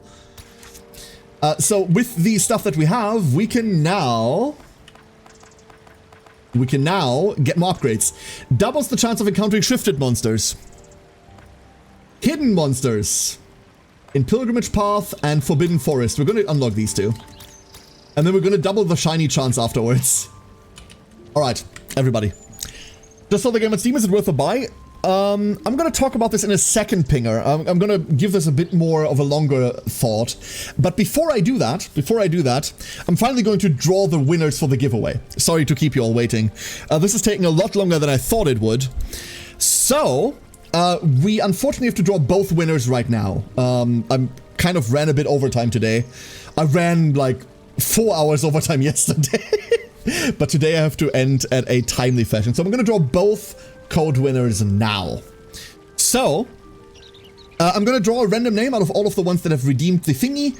And then if you can just yell here real quick, I'll DM you on Twitch. I'll DM the code to you on Twitch.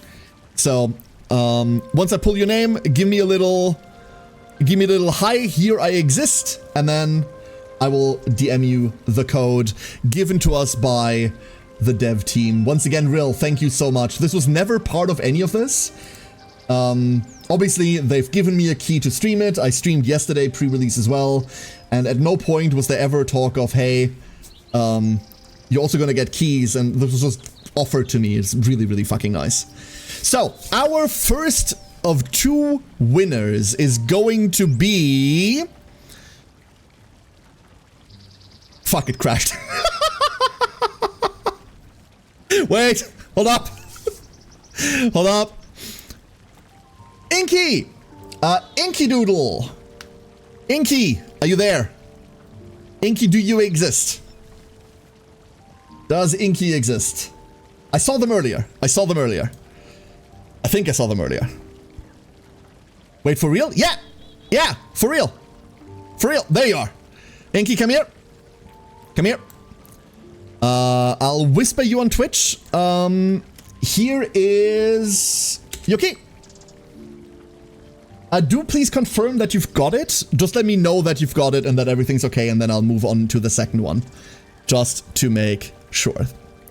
They're wonderful. Wonderful, wonderful. Enjoy the game. I hope you have a wonderful time with it. Have fun. Alright, moving on to the second one. Our second one is... It crashed again, Mark. Stop! Ah! I swear to fuck.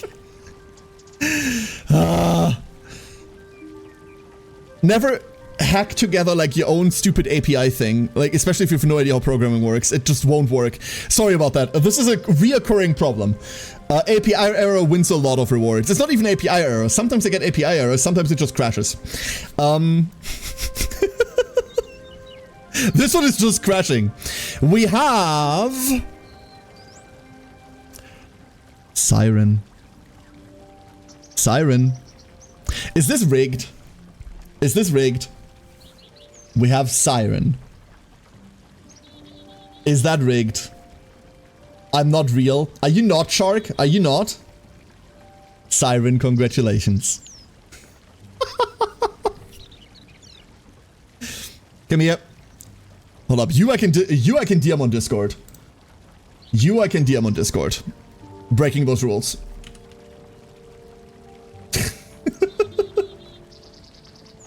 There you go. Have fun, enjoy. Doop. There we are. Now I can force you to run runs for me. Winding stream early. I'm not actually ending early, Pinger. I end about 30 minutes ago. I usually end about between 9 to 10. The reason why I'm not doing long streaming today is because one of my feet is broken, and I really can't rest it well on this stream setup here. So I'm ending because it's just really uncomfortable. It has been uncomfortable for the last 4 hours. Wait, what? Yeah, I broke my foot like a couple of days ago, last week. No, the leg is fine. The leg is fine. The leg is fine. It's literally just I dropped something stupid on my foot. That's it. So I'm gonna like move this cast somewhere where it can rest more easily.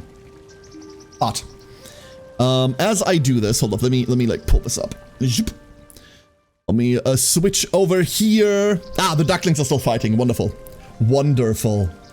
That was our launch look at Aethermancer. Freshly launched into early access. I'm gonna do the thing that I don't usually do because, like, I mean, I shill quite hard for things I like, but this one I'm willing to shill a lot harder for. I am going to give you the Steam link for those of you that want to check it out on Steam. No, there's no tracking link. None of that shit. Nothing like that. But if you want to check out the game, there's the Steam link for it. Thank you all for being here today. I hope you had a great rest of your day, or night, or evening. Whatever it currently is, wherever you are. Thank you for joining us. I'm going to be off for most of the rest of the week, foot related, sadly. I'm going to be back on Saturday. Saturday is next stream. We are going to be back with the Primal crew playing Primal The Awakening with the board game crew. The next like solo care streams, video game stream is probably going to be next Monday. And honestly, we're playing more Aethermancer. Time zone on Saturday, I stream from 6 p.m. CEST, Central European Standard Time, which is about noon EST. That's when I usually start. I am live Monday, Tuesday, Thursday, Friday, Saturday. This week I have to cut the Thursday and Friday streams. I also have a bunch of work stuff coming up. On Friday I have to be in court. I have to like hobble into court like this. It's gonna be great. Blah. So everybody, last but not least, thank you everyone for joining, obviously, but also thank you to Moire for continuing to deal with my stupid shit. Like, Rill has been here for well over 4 years, continuously like checking up on whether I still breathe, and I do. I don't know why, but I do. I'm gonna find someone. Do we have someone else on Aethermancer? We have other people on Aethermancer, right? There need to be other people streaming Aethermancer right now that I can raid into. Yes, absolutely. So I'm gonna throw you at another Aethermancer stream. Hold on, let me just like find one randomly. I know none of these people. That's gonna be great.